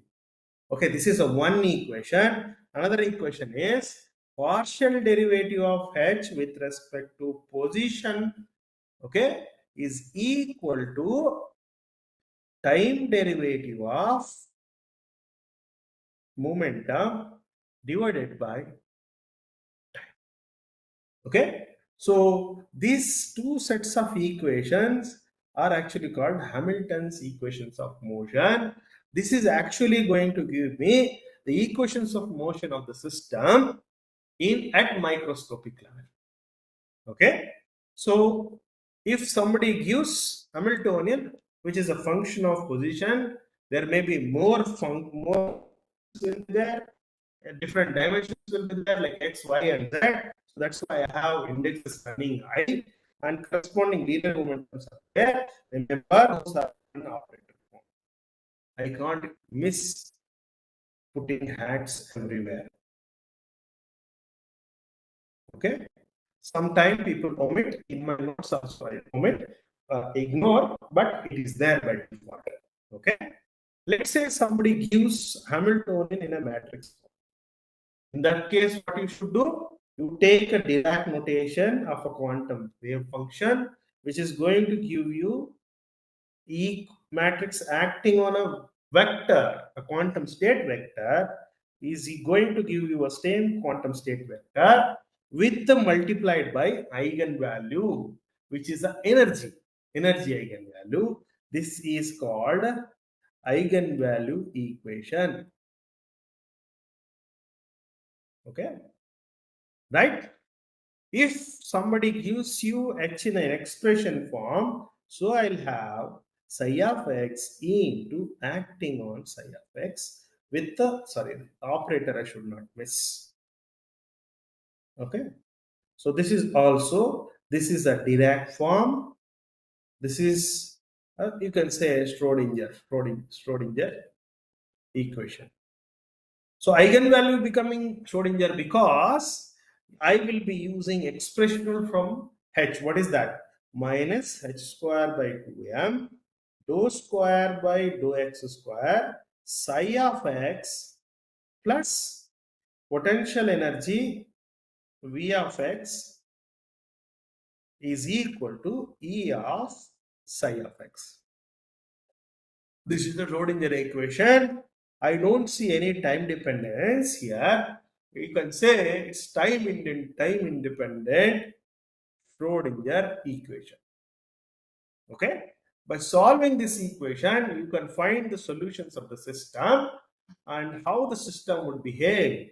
For example, if I just a nucleus and the electron, if you just take, in fact, electron is making an oscillations or rotation about the nucleus. It is simply a sinusoidal rotation about the nucleus. This making one rotation means it is making one time period. Okay, so you can get the dynamics of the quantum system or equations of motion by solving the Schrodinger equation, which is obtained from eigenvalue equation. Okay, if somebody has given a Hamiltonian in terms of function of position and momentum, either you can take a derivatives, partial derivatives with respect to position and momentum, equate that to time derivatives of position and momentum. In that way also you can get the dynamics of the system. Dynamics of the system. Okay, so I'll just conclude. So what did we do today? So this is the Hamiltonian dynamics for you. Hamiltonian dynamics. Okay, right? What did we do is we started with what is the Lagrangian. Okay, so yeah, just a minute. So what is the Lagrangian? And then we went on to define equations of motion using the Lagrangian. Okay, so basically, why do we need to go to this Lagrangian Hamiltonian mechanics? Because there is a laws of physics which changes with respect to the level, the size of the system. When I have a macroscopic level, I need to use a particular physics laws. If I go to the microscopic, I have to go to the different equations of motion. So basically, N is a difference of kinetic energy to the potential energy, and here, and from there you can get the equations of motion by using Euler-Lagrange equations of motion. Okay, so which be very handy in the case of complicated systems like this. Okay, so which is not straightforward. If I try to use Newton's second law, because in the equations itself, if you see, it is very much jumbled and cross-connected. So that's why Lagrange equations of motion becomes very handy. But in the case of microscopic system, we can't go on to use the Lagrange equations of motion because they're so tiny, things are so tiny, so that we have to use the operator form. So in the operator form, the Lagrangian becomes a Hamiltonian. In fact, Lagrangian and Hamiltonian are actually interconnected. There is a way to transition between microscopic to macroscopic. So which is actually, if I remember correctly, Hamiltonian is equal to sum of positions and linear momentum minus Lagrangian. Okay, right? Sorry. Yes. So this is a formula which connects both of them, and you can interchange between position to, sorry, Lagrangian to Hamiltonian, means we're going from microscopic level to macroscopic level by combining everything together. If I combine all the atoms together, I'm going to create a solid. It's a macroscopic system. If I'm studying at a very tiny level, it is a microscopic system. So I can shift between the localized microscopic locations to the non-localized macroscopic location. So there I'll have simply a Lagrangian. So I have to just cross-check this equation. I'm not sure it is correct or not. Let me check. Okay. Okay. So there is a connection. Yeah, I think it's fine. Okay. This is fine. So this will also have a derivative as a function. Okay. So all those things are there. Fine. Yeah. And there is a derivatives also here. We have to be very careful. Fine. So that would conclude what is the Hamiltonian, what is the Lagrangian dynamics, which we need to know as we go into the quantum systems or quantum computing. In the quantum systems, we are going to have qubits, which are so tiny, there we use the Hamiltonian mechanics. If all qubits together, we are dealing with a large system, probably we might end up with Lagrangian, but not much. But as of now, in the quantum computing case, we will only confine to the Hamiltonian dynamics and solving Schrodinger equation, solving eigenvalue equation, okay, and using with the operator form, we will deal with that, okay, right? Probably, I think I will have other times. Uh, okay, so I'll be coming back to give you people, I think, introduction to quantum computing on September 1. So during then, probably I'll give how do we get this operator form for a given momentum into derivative form. It's very interesting. I'll give you. Classical position becoming a position operator is simple, but momentum operator become a derivative operator. Maybe I'll touch doing that. Or I might be doing for you a quantum sensing. So that time also I can bring in these things. Okay, fine. So I'll just stop here.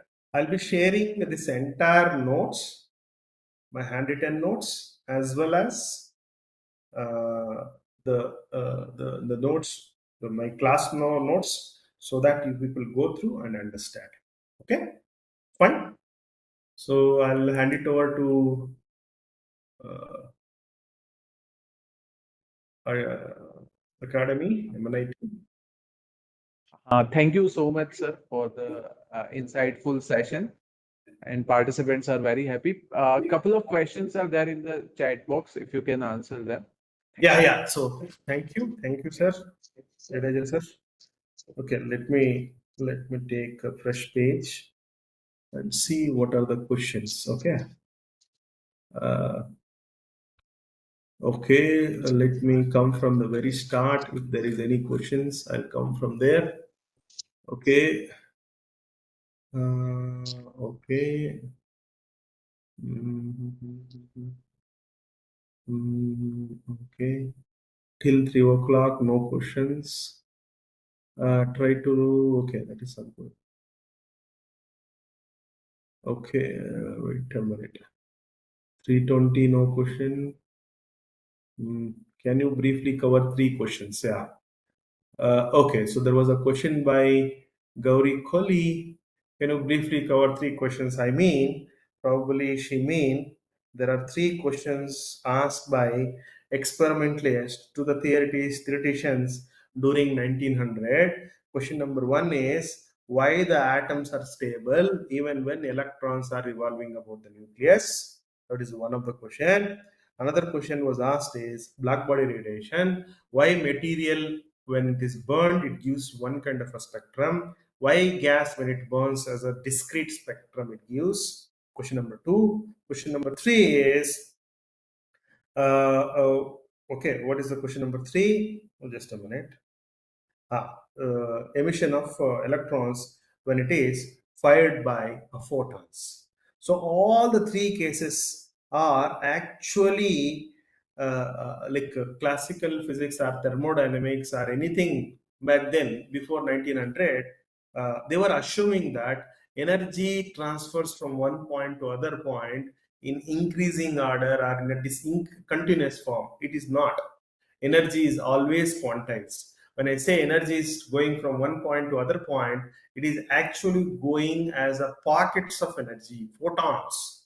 So that was a mistake people were doing till 1900 to explain black body radiation. Because of the mistake, what happens? They will end up in concluding that energy is going to be lost when electrons revolve around the nucleus. That is one wrong conclusion they may get. Another conclusion they may get is if 10 joules of 10 joules of energy is required to knock the electron out of the surface, if I send two photons of 5 joules each, I get electron emitted out when I do this. That was the wrong conclusion. In fact, why? Because if the nucleus is there, if the electron is there at the outermost valency orbit, to knock the electron out of that, it requires the energy, some energy. Okay, this much energy separation, whatever energy separation is there, that much energy photon should be coming in to knock the electron out of the atom. If even some thousands of atoms comes with energy equivalent to this, by let's say it requires about 20 joules to knock the electron out. So if I send 10 photons of 2 joules, it is not going to work. Okay, it's like there is a task requires like say to move a huge box, right? We can send 20 people, they will move it, but in a quantum world it is not. So we have to send the right person with the exact amount of energy. So that's what you need, a 10 joule photon. So that's why people were making a mistake of if I send multiple photons of say like energies individually summing to the 10 joule would knock the electron out. So all the way, all these small mistakes are leading to the wrong conclusion. The moment Planck said energy is quantized, energy transfers from one point to other point in the form of discrete pockets. It's like people going together. It's not like the entire energy going together. So with that, the main bang, everything fallen into the groove. So the quantum physics born, and people were able to explain photoelectric effect. They were able to explain black body radiation perfectly, and they were able to explain why atoms are stable. All those spectroscopy, everything got explained neatly with the quantum physics. Okay. Okay. The next, is there any other question? Okay. 4 o'clock, no question. Okay, R plus L square. Yeah, I think there's a R plus L square. Yes, there is some correction somebody was saying. Please check the momentum expression in the quantum prism. It will be in minus IH cross. Yes, correct. You are right. Okay, right. So I did correct there. Okay, let me see. Yeah, I get that. Momentum is minus IH cross dou by dou x. That is right. Okay. I hope I had. Okay. Yeah.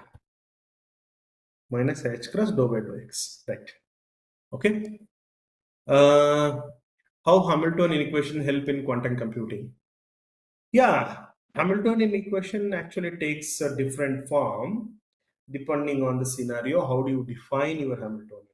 If you define Hamiltonian H like this in expression form, this Hamilton's equations of motion is going to help you to get the equations of motion of the system. By solving that equations of motion of the system, you can get the insights about the system. You mean what is goes inside the system you can get. It is also equivalent to solving the Schrodinger equation, which is actually eigenvalue equation. By solving that also you will get the insights about the system. Okay. Okay. There is a long. We can describe the motion using Lagrange equation very accurately. However, in recent times, we can use reasoners and sensors. We can estimate the velocity or displacement through the accuracy levels are low. But in quantum mechanics, we are using probability only. My question is, can we use resonators? Resonators.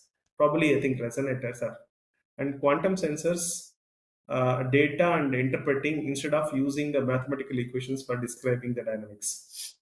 Can we use? Okay, yeah. So quantum mechanics is actually built on the set of equations. Okay, so without equations, it's difficult. Okay. Uh, Yeah, what you are saying using the sensors, I'm going to describe. Probably maybe a new thought you could try, but there are different ways people are trying to explain quantum mechanics or a quantum system. One is something called picturing quantum physics. It is a very interesting thought, picturing quantum physics. Okay. Instead of using equations, they use diagrams. So this is by Bob Houquet. Okay, I think his name is Bob Houquet from Cambridge. Right now he is in quantum continuum. He is doing quantum natural language processing. What he's doing, he is converting entire quantum physics into pictures. So every equation is converted into pictures. Okay, so entire Schrodinger equation is described by pictures. So that is a thought. I think it's an interesting idea which you are proposing. Yeah, I think you can pursue further. I would say it's handy.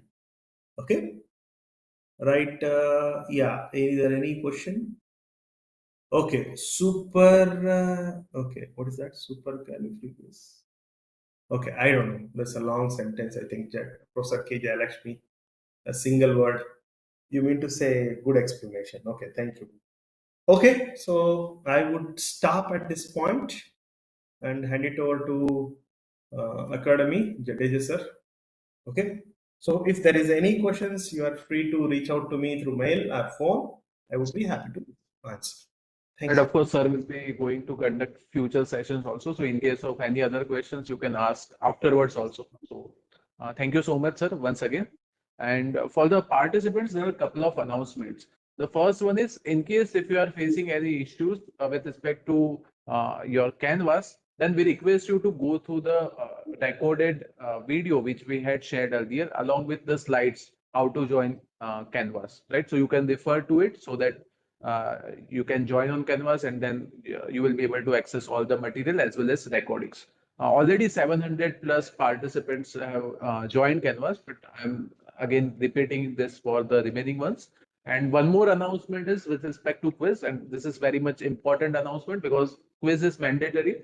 And make sure you give the quiz will be open from 5:30 p.m. today, and you will get 30 minutes. Once you click on start quiz, then you will get 30 minutes, but you can have that 30 minutes anytime, right? So the quiz will be open till Monday, 11:59 p.m. So night time, right? So you have 2 more days for appearing for the quiz.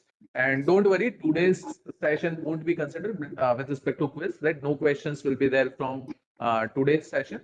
So good luck for it, and make sure you give this particular quiz. And if you are not able to see the quiz after 5:30, ensure that your time zone is correct, right? So those instructions are also sent to you earlier, so you can revisit and ensure that your time zone is Indian time zone, so that you can quiz and appear for it. So and again, only 20 questions will be there. All are MCQs, and you will get 30 minutes for appearing for the quiz once you start.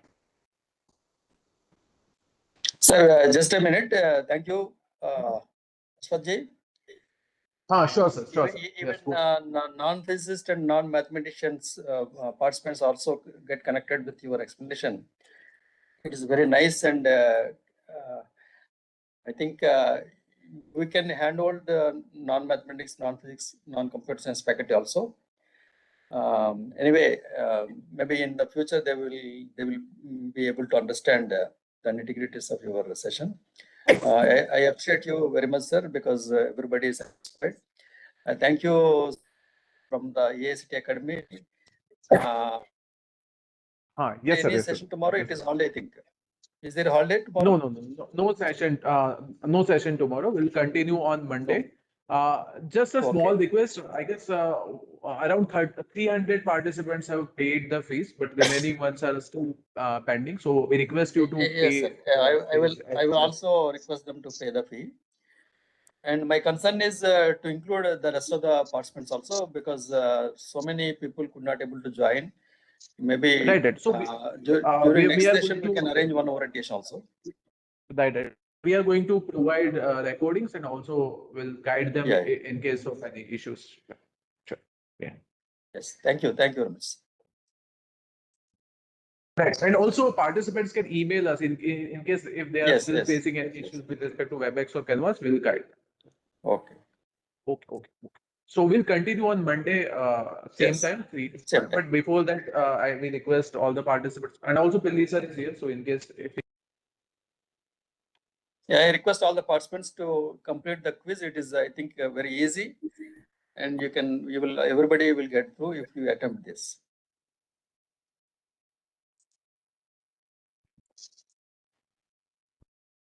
Yeah, thank you so much, Ashwath sir. I just went to meet the registrar and we could come back. So thank you all participants also, and we will have more lectures from Dr. Ashwath, not only in this course but in the coming time also. So sir is from Anantapur district of Andhra Pradesh, so you'll be happy to interact with him. And as Dr. Mahipal has already announced regarding the quiz, it will be open till Monday midnight. Right, so 48 hours and another from 5 o'clock, so another 7 hours. 55 hours you have only to attempt 30 marks with 30-minute quiz, which will be having only 20 questions. So you're almost getting 1.5 minute per question, 4 multiple choice questions, and some of the questions answers may be correct. Multiple answers may be correct. So you'll have to check that, and please attempt that, and don't start the quiz and do something else, because after 30 minutes the quiz will be closed. Don't blame us later. Please remember that. How many attempts? Only one attempt, obviously, unless and until there is some genuine issue like internet failure or power failure or something, where you score less than 4 marks. Right, 10%. If you look at 20%, 20%, so you can, and a minimum score that we are looking at is 40%, 8 marks out of 20. You can also put it an aggregate across all questions. The quiz has to be attempted only on Canvas. It is available only on Canvas. Log into Canvas. I'm happy to see that more than 750 people have logged into Canvas already. And some of the others may also try. We'll do something. And for those who have not attended classes regularly and have missed the classes, please view the videos. The videos are available under modules in Canvas. And once you click on the video, below the video there is a password which is applicable to all the videos. You have to use the registered email ID of the course, and that password you have to enter, and you will be able to view the video. You have to watch the video. We will note the time. The system will give us how many minutes you have watched.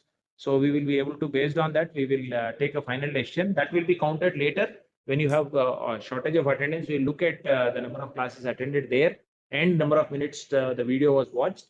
Please try to understand that we are only trying to do this just to ensure that you will learn more. That's the basic idea. Otherwise, there is no restriction. Otherwise, you can pay 500, write all the quiz, copy from ChatGPT and pass. What is the use? You'll get a certificate. We are very happy to give the certificate, right? But the point is not that. You just try this course outside, similar course content, you try to find out from the market. It is something like 80,000 rupees. And the same mechanism that you have to do. And there also, you may not complete the certificate if you don't view the content and write the exams. So please take these things seriously. And we have done it so many days. 85% is the pass percent, course completion success rate. That's very high because of the interest of participants like you. And I'm very sure that around 1,000 participants will complete this course.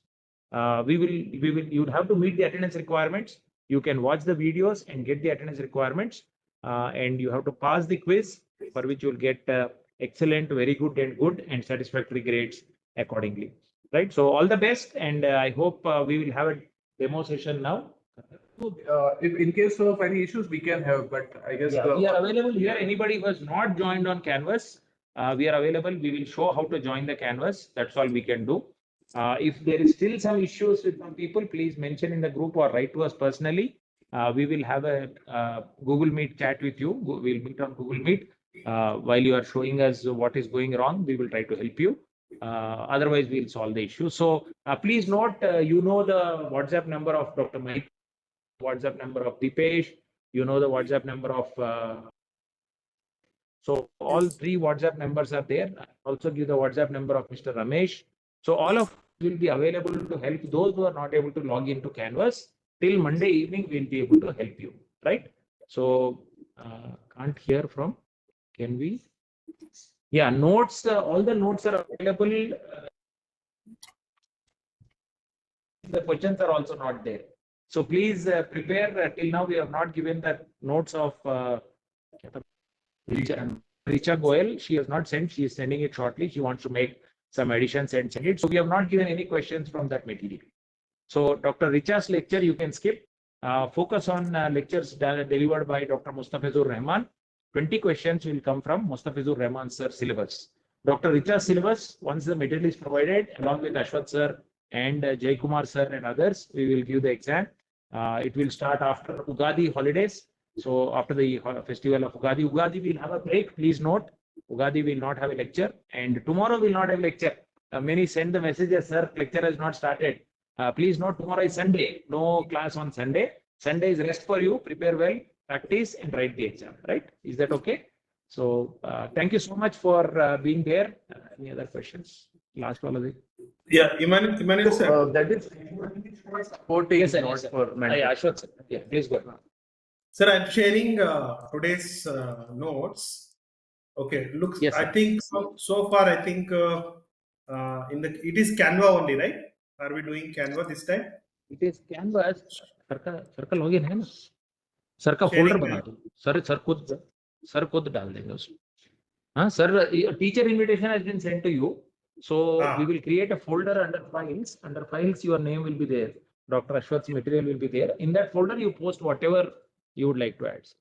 Yeah. So today's notes I just shared you. Yes. Yeah. So I'll share this hand notes also, and the lecture notes I just shared you, sir. Everything is there in it. So it's about some 25 odd number of pages. So if somebody missed a class, they can go through and understand, or they can watch the video and understand. Yeah. Right, sir. Sir, your file is created. Be captain. Oh, if the invitation is there, I'll immediately add it up. Yeah. Invitation is sent, sir. You please join. Okay. Invitation is already sent. Folder is created under files. Under files, material bhi hai kya? Under files, there is course material. Under files, there is course material. Yeah, I'm going to add, sir, immediately. Yeah, under course material, Ashwath Babu. Right. Yeah. Thank you so much, sir. Will post the material. All the participants may kindly look at that content and read it forward. Today's content, you will have the exam on next Saturday. So please be ready. Every Saturday, we'll start the exam. And the last exam will also start on the last day. and go on till Saturday. And mostly by Monday, we'll issue the certificate for all of you. After the course is concluded, the course completion certificate will be provided after watching recordings on. Yeah, provided you meet the 75% requirement, right? Please. Try to attend as many lectures as possible on WebEx itself. The recording is just for supporting in case if you can't attend. So main focus must be on WebEx. Yeah, if you attend all lectures on recordings, we will not be able to help you. Please, because the APSHE has told us that you have been. So Canvas demonstration is going on. You can see that, right? So what to do and all. There's a video which is there. We have already sent that also, and you can do that, right? So Ashwath sir is doing the demonstration. See. Yeah, yeah. So yeah, like Yes. yeah. So yeah. Yeah, it's very simple. If you have the ID which is registered with us, you just enter the registered ID. Immediately you will get that. And yeah, sir, better. Yeah, maybe sir will have not an issue. Yeah, sir, This you have to avoid that. don't join through Google, sir. Enter your email ID and password. Sir, many people are getting such type of access denied. Yeah, yeah. Kindly That is explain. because Kindly sir explain also how use to Google. resolve it. So we should not use Google. So we should use sir. Once please try that, sir. Ashwath sir. You want me to show You will once have to again, sir? explain. Okay, Enter let my- Sir, it did not log in. because It many did not many log in. participants have that issue. okay, You had I'll access denied. Sir. Yeah. We I'll show. also highlighted in the slides. Yeah. So Okay, wait 1 minute, sir. how I'll to join. Use your login ID and password. You will need to log in immediately. let me exit here. 1 minute, sir. 1 minute. I'll.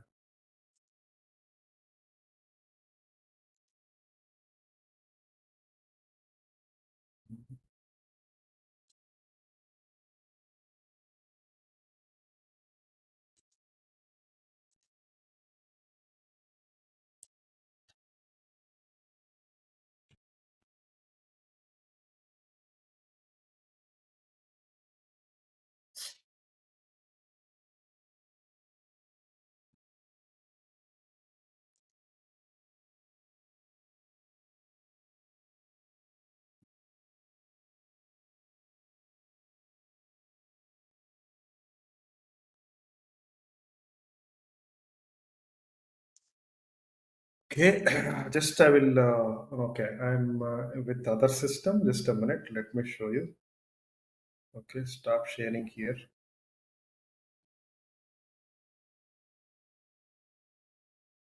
Okay, so okay, let me share another screen.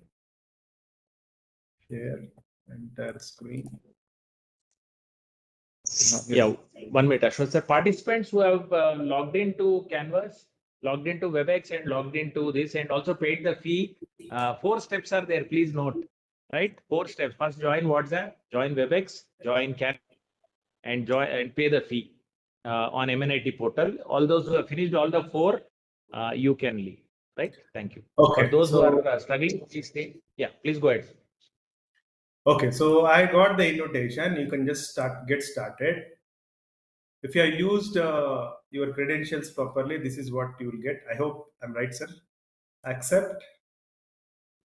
Okay, so here you can see what are the things. So under the files, what you see is course material. Okay, depending on the individual faculty. For example, for me, I just uploaded one notes. Okay, today's notes I uploaded. If you click on it, it will open with the PDF. Okay, I think it will take some time. Yeah, so right, this is all there. Okay, I'm going to upload one more. Upload. अच्छा दिख रही है 27 page बढ़ा रही है. Yeah. So I just have my hand note. Let me save it.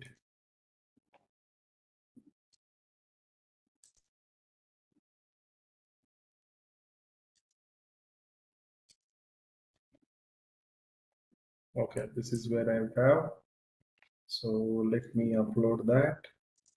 Let me rename that. Rename. So today is 23rd August. And notes. Okay, so I'll upload. Upload. Choose file. Yeah. Yes, sir. Show the quiz, sir. I'll show, sir. I'll show. Okay, so and notes if you want. No, don't open, sir. Don't open. You are teachers. Yeah, show the student view. Open the quiz, go to student view and open. Yeah, this Ah. is handwritten notes of sir. Yeah. Okay, so student view, sir. Where should I choose that? Go to quiz. On the top, you have view as students. Upper, top right. Top right. That one. That one. Yes, view as student. And now come to quiz. Yes, yes. No quizzes. Yeah. Quiz 1. So this is quiz 1. Yeah. So this is quiz 1 and you have to take the quiz.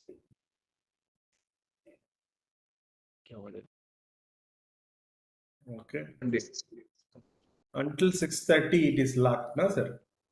So it Okay. It's starting at 6:30. No, 30. start at Okay, 6:30. 6:30 the quiz will start. 6:30 the quiz will start. It will go on till Monday 11:59, right? Yeah. ठीक है. नहीं रहने दो. Yeah. 6:30. सबको पता है. All the participants know that it is from 6:30. Yeah. Okay. Yeah. I think Okay, sir. Thank you, sir. you can Yes, see sir. it. Yeah. Yeah. Okay. Yeah, Okay. Mustafi's material is there. Yes. They've already seen that they have got. Yeah. For Okay. those who did not log in, they are waiting to see. So once we showed, we will do the demo again and then we will sort out any questions if any. We will. Yeah. Ashwat sir, we will meet again on Sir, where can on they can see September the videos here? Videos also there? In the modules, okay. नीचे quiz के नीचे Do you want the- module. You click once you click and open modules. नीचे. Module. This is day 1, day 2, day 3 recording and the password is here, sir.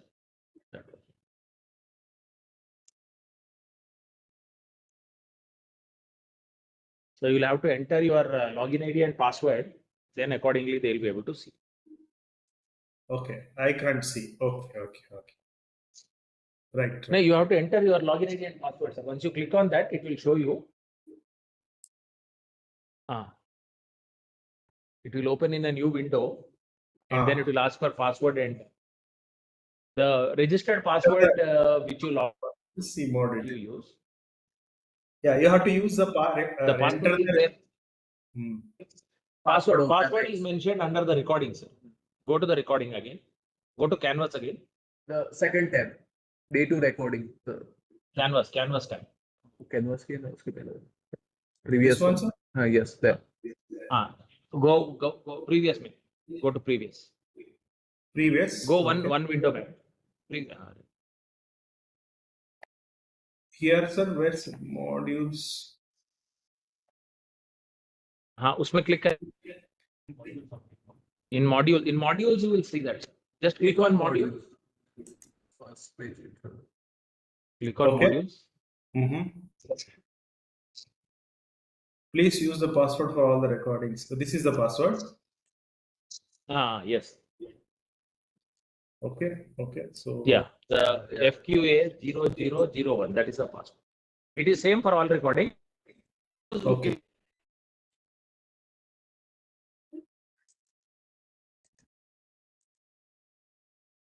Then it will ask MT3. Right, sir. We'll make a demo for the others. Okay, then it's asked for login ID, birthday, password. Okay, registered contact number. Okay, sir. Right. All these things Yeah, people can do. that's right. Yeah. Based on this, the attendance is being marked, sir.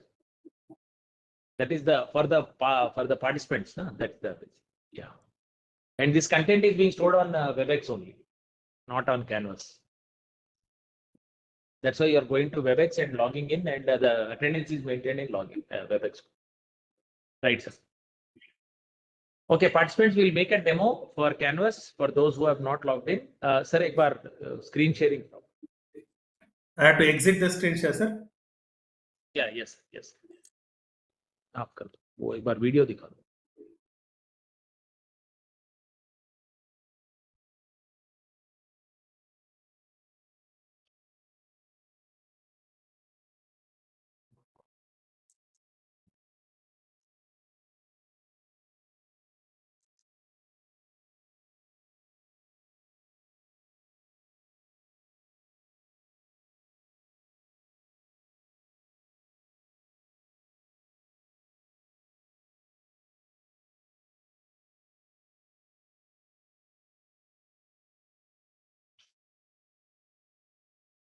Pillar, sir, you asked me something? No?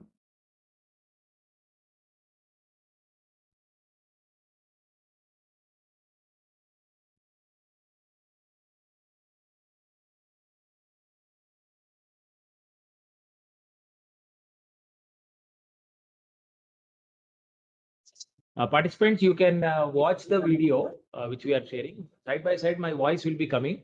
On the screen, the text is going to be written. You can read there and you can follow the video also. Right, so please note that this is the video is being played now. So you will receive a video like an email like this.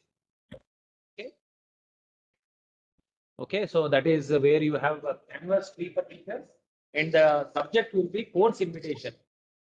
So the email ID also will show you. So log in only onto one Gmail account on your browser. Please be very sure.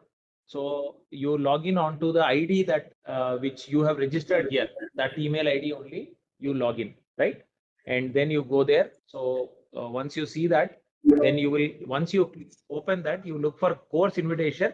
If you want to search, you can search at notifications at instructure.com. Notifications at instructure.com. And of course, this is a previous video. Then you have to click on get started, right? And when you get started, if you have already an account, it will directly take you to the course invitation. Like Ashwat sir had course invitation, so directly he could go there and just you have to do accept. For those who have already done some courses with MNIT Jaipur, you can click on this and straight away you are already there. If you have an account, then you have to do that. If you don't have an account, you can create the account, right? So create the account. If you don't have an account, you create the account. And when you create the account, use the same ID that you have used for registering. Then you create password and then, right? You need to create your own. And after that, you can register. Set the time zone, which you have to do. Your time zone should be set to New Delhi. You can set to New Delhi or Chennai or Kolkata. Other options, okay. New Delhi you set up. That is plus 5:30. Whatever options are there, you can use. And then you will go directly to the course. Okay. This part is what has to be done. That's all. And then you will be able to see these. And again, under these, this thing, once you click on that, you will be able to see the assignments, grades, people, files. Okay, you can see the courses. Here you will see QT-0001, right? And you can go and see the syllabus, the contents and all. Then you can see the files under which you will see the material. Okay, usually for every course, we follow the same mechanism. Attendance will be stored every day. Day by day attendance will be stored. You can open the file and see the content. You can see the course material, topic wise, subject wise course material will be there. So this is different people have taught, their course material is there. So Ashwat Babu's lectures are there. These are the course material that he has given last course, QT-05. And then you have modules in which you will have the video recordings. The video recordings are given day wise. Of course, we split the sessions into two.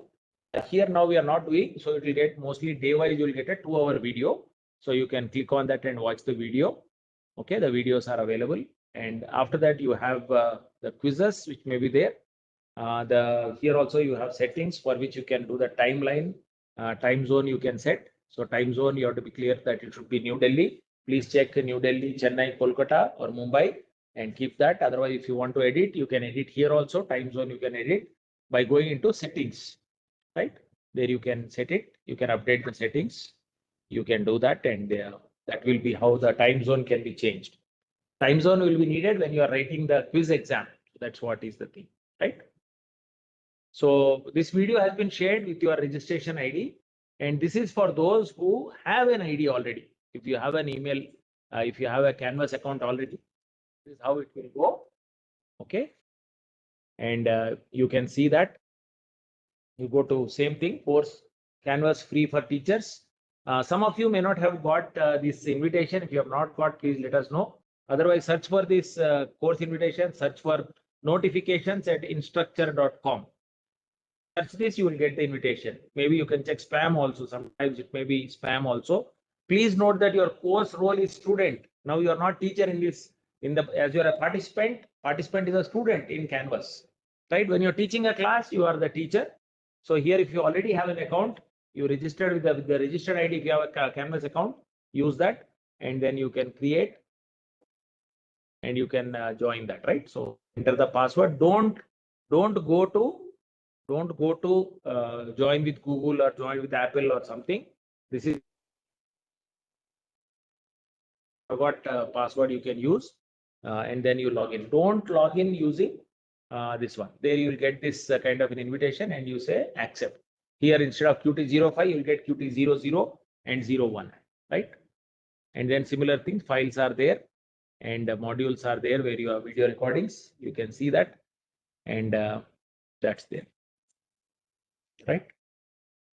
So hopefully, if there are any problems, please use the chat, ask questions, we will try to address you.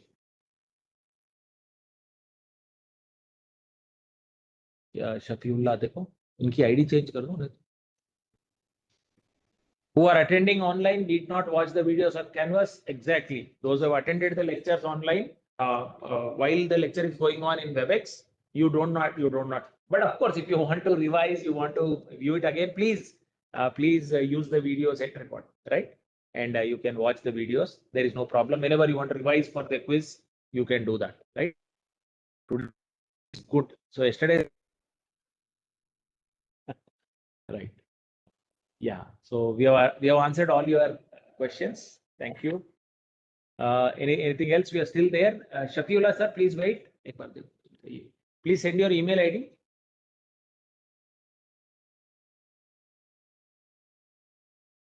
Sharing Mankar. Sharing Mankar.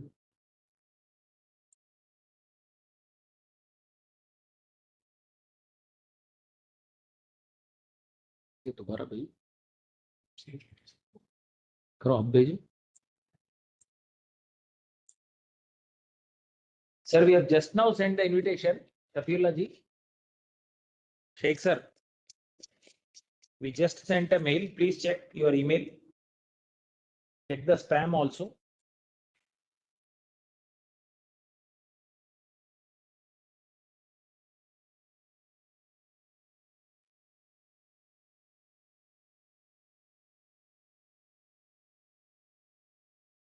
Yeah. Anybody else?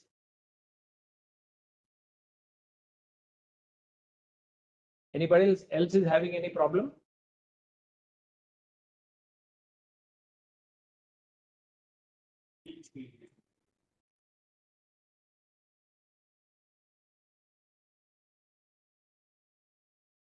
Sir, Dr. Shubhakar sir, can you share the payment link again? Some participants are asking. They missed the payment link. हाँ? मेरा देखो. Payment process. We will show the payment process once. Payment link भी भेजो. Online पहले link में भेजो.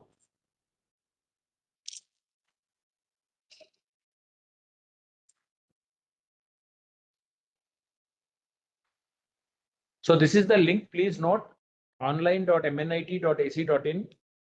ये copy कर दो. It is copied in the chat.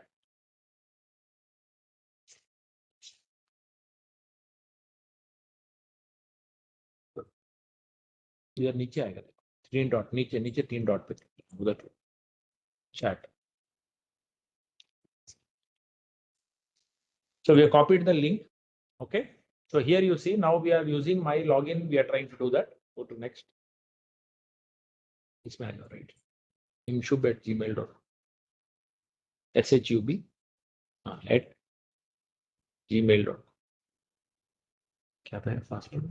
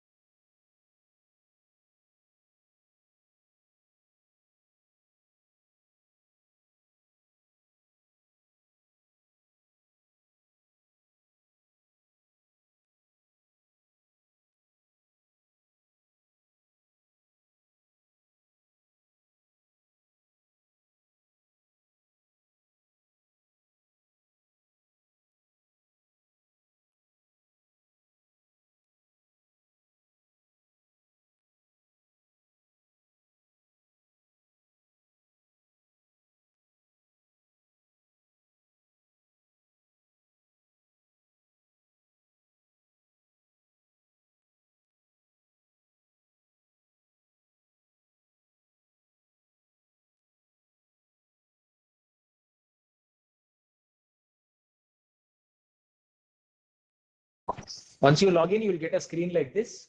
Baki band kar. Ye sab mini bas. Okay, now you have to go to next. Okay, here you have to, this is a screen that you will get. Okay, now I already selected first course. So otherwise here you will get the choice to select that. So, and then you have to enter the remaining details. Okay, payment, whether you are faculty, like that. You only faculty are there. So faculty, please be very sure that you enter the name of organization correctly here, because that will be what will be printed on the certificate. Okay, city, state and country. Accommodation, obviously because it's online, no. Then declare, you have to take yes and submit, right? Then you will go to the status called payment status.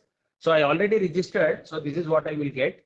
So QT-0001. Okay. So this is what you will see when you register for course also. What should you say? Oh, yeah, like QT-0001. This is this whole title you will see when you click on register for courses and click here. You will see that entire title there, right? So then you go to payment status, and if you click here, then it will show make my payment, and then go and proceed to pay. I have not paid it wantedly, so that this it is not an error with the system.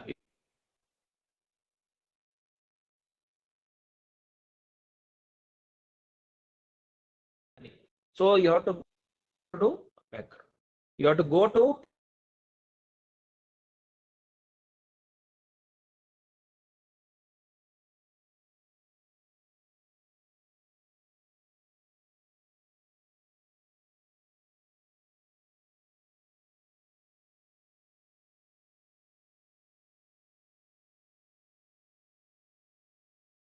find this. You have already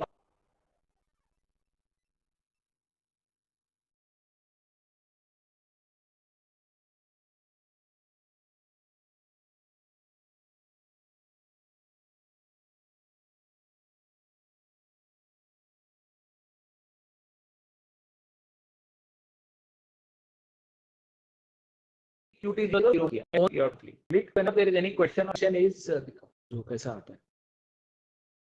Once you pay, वो दिखा दो. Open करो. Now once you click on there,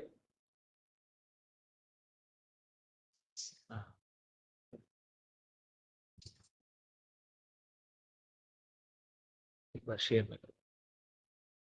Share. Okay, now this is where you are able to see on the screen. So here, if you click here, it will go there. And if you want to verify the payment also, you have to click there. You can say verify payment. Just now you click, we have not paid. But if you click verify payment, it says payment is not done, right? Click the verify payment. So it will say that please try to make the payment again. Otherwise, if the payment is already made, it will show you a screen saying the payment status, transaction ID, everything you will get, right? And receipt for this, we'll try to get that admin mail. Admin mail. Admin mail. Log out. Admin wala dikha raha hai. We'll download that and we'll send the set.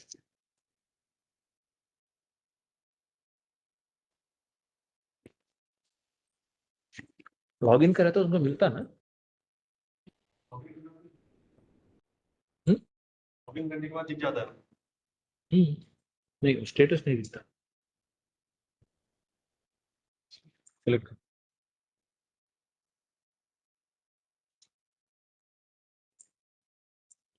तो last वाला statement download कर ऐसा दिखेगा.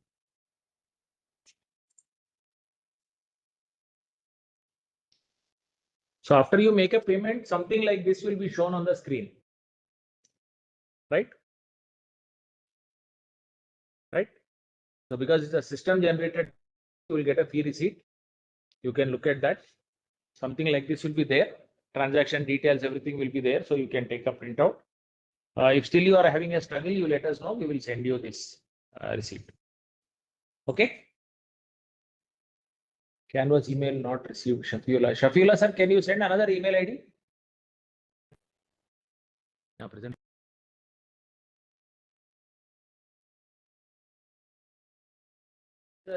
We are you share the screen. और email नहीं आया तो नहीं आएगा ना।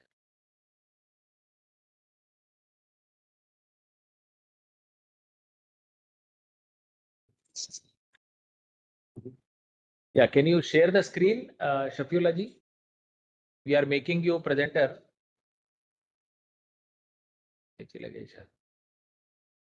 Shaifullah.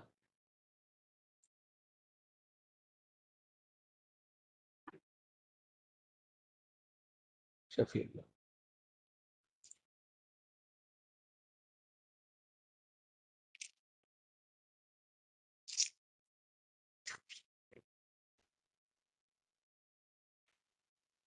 यहाँ पे आईडी क्या है देखो?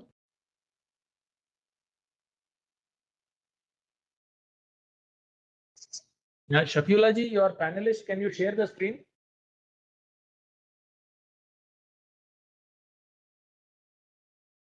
मेरे हिसाब से तो बना के देखो ना तो दोबारा।